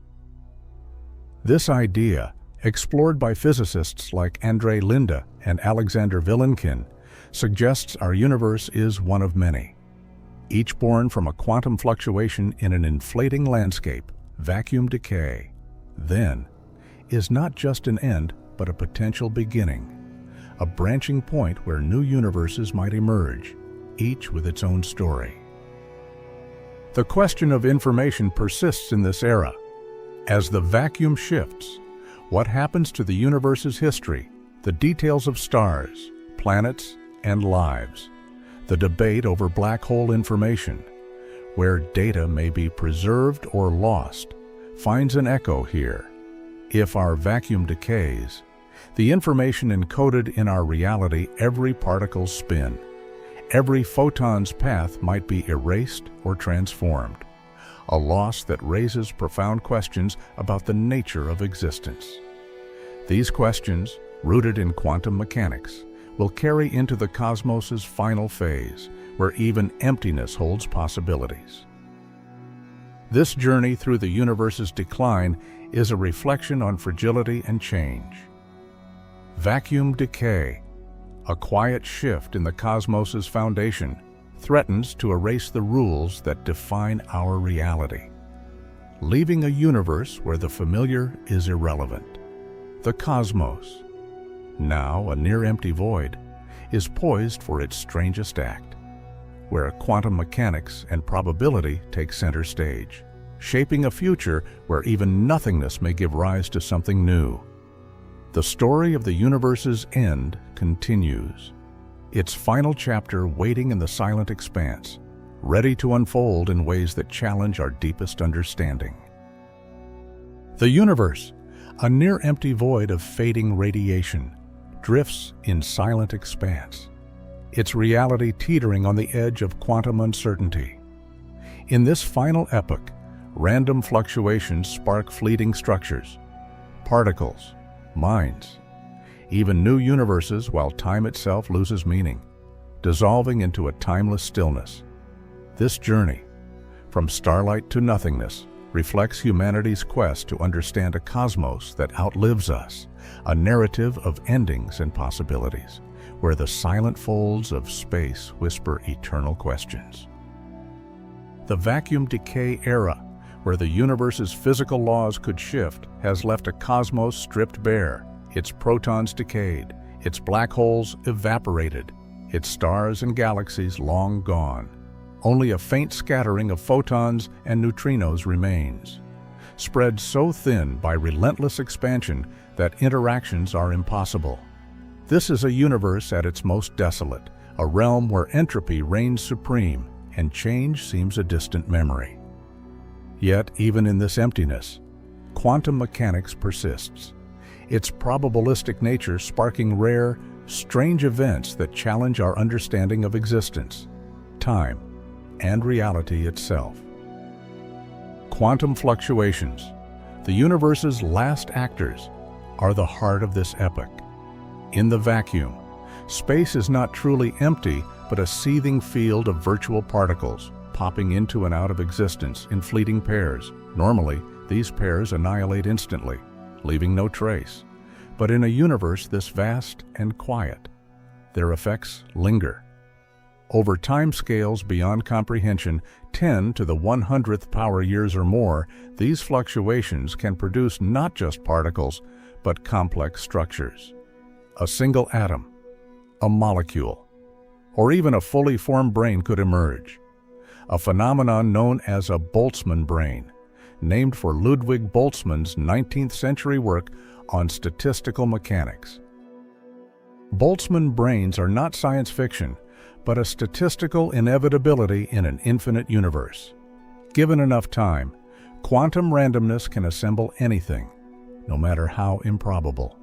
A brain, complete with memories of a life it never lived, might flicker into existence. Think for a moment, then dissolve back into the void. These are not living beings but fleeting mirages, their thoughts as transient as the fluctuations that birthed them. The paradox is unsettling in this future. Such random minds might outnumber those that evolved naturally, raising questions about consciousness and reality. If most minds are Boltzmann brains, are our own thoughts mere statistical blips? This epoch is not just about brains, but about possibility. Quantum fluctuations could spawn not just particles, but entire regions of space with new physical laws. A fluctuation might trigger a quantum tunneling event, shifting a patch of vacuum to a different state, potentially birthing a new universe. This idea, explored by physicists like Andrei Linde and Alexander Vilenkin, suggests our cosmos is one bubble in an eternally inflating multiverse, where new universes form as others fade. These bubbles, stable or fleeting, could carry alien physics, their constants and forces unlike our own, each a fresh start in a cosmic forest of possibilities. The concept of time itself falters in this era. Time, as Sean Carroll and others have argued, is tied to entropy, the arrow from order to disorder, in a universe at maximum entropy, where no gradients drive change. Time's direction blurs. Without events to mark one moment from another, no stars forming, no particles colliding, time becomes a frozen frame, a paused video with no motion to distinguish past from future. Quantum fluctuations, like Boltzmann brains or new universes, are too rare and isolated to create a narrative, leaving a cosmos where time exists but lacks meaning, a silent ticking without a clock. Reflecting on this narrative, we see a universe transformed from a blaze of starlight to a quiet void, its story unfolding through inevitable decay. The stars faded, their fuel spent, leaving white dwarfs and neutron stars in a degenerate era. Black holes ruled, then evaporated, their mass lost to Hawking radiation. Protons decayed, dissolving matter into radiation, and vacuum decay threatened to rewrite physics itself. Now, quantum fluctuations spark fleeting structures, a final act where randomness reigns. This journey, spanning trillions of years, is a testament to physics' unyielding logic, each phase a consequence of the laws that govern our reality today. The human connection to this story is profound. We are fleeting beings, our lives a blink against the cosmos's timeline, yet we imagine its end, tracing its path through equations and theories. This act of imagining, of seeking meaning in a future we'll never see, is uniquely human, a reflection of our curiosity and resilience. We are made of atoms destined to decay, yet we ponder a universe that outlives us, finding wonder in its silence. The Boltzmann brain paradox, with its ghostly minds, mirrors our own fleeting consciousness, a reminder that even our thoughts are temporary, yet precious for their rarity. The melancholic beauty of this epoch lies in its stillness.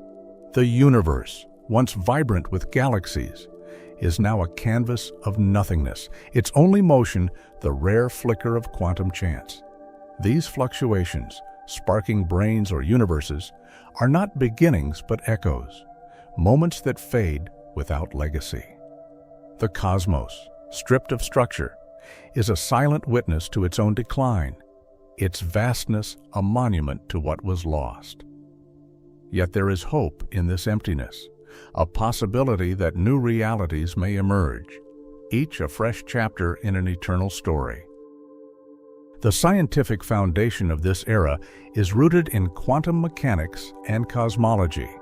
Boltzmann's statistical mechanics, developed in the 1800s, showed that order can arise from disorder. Given infinite time, Linde and Vilenkin's eternal inflation, proposed in the 20th century, suggests a multiverse where universes bubble endlessly.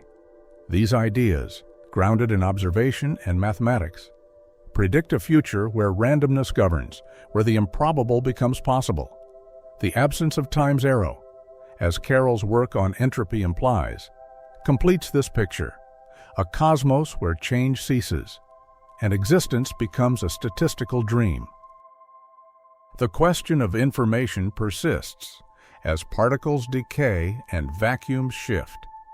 Is the universe's history every star's light, every planet's orbit preserved or lost? The black hole information paradox, where data may be encoded in radiation, finds an echo here. As the cosmos's final fluctuations carry no record, this loss, or potential preservation in quantum entanglements, raises profound questions about memory and meaning. Questions that linger in a universe without observers. The Boltzmann brain, a mind without context, underscores this, its thoughts a fleeting illusion in a reality without history. Looking to the future, this epoch is both an end and a question. The universe may drift forever, its fluctuations too rare to matter, or a new bubble might spark a cosmos with new laws. The multiverse, if real, suggests our story is one of many. Each universe a fleeting experiment in an inflating landscape. This possibility, though unprovable, offers a glimmer of renewal, a chance that creation persists beyond our end. The cosmos, silent and cold, remains a stage, its emptiness a canvas for probabilities we cannot foresee. The human perspective on this future is a blend of awe and humility. We are witnesses to a brief moment, a time when stars shine and life asks questions. The universe's end, with its quantum flickers and timeless void, is a future we'll never see. Yet we trace its path, finding meaning in its strangeness. Our existence, fragile and finite, gains depth through this act, a defiance of oblivion as we ponder a cosmos that dreams in silence. The extra dimensions, though unseen, are a call to keep seeking, to imagine a reality where even nothingness holds wonder. As we conclude, we carry this narrative forward, the universe's journey, from radiant birth to quiet decay, is a human story, one of curiosity and resilience. It began with stars, faded through black holes and proton decay, and now lingers in quantum whispers, where time itself may end. The cosmos, vast and silent, is a testament to change, its truths waiting in the folds of probability. We are part of this story, our questions echoing in a universe that will outlast us, a quiet vow to keep chasing the wonder that lies beyond the edge of time.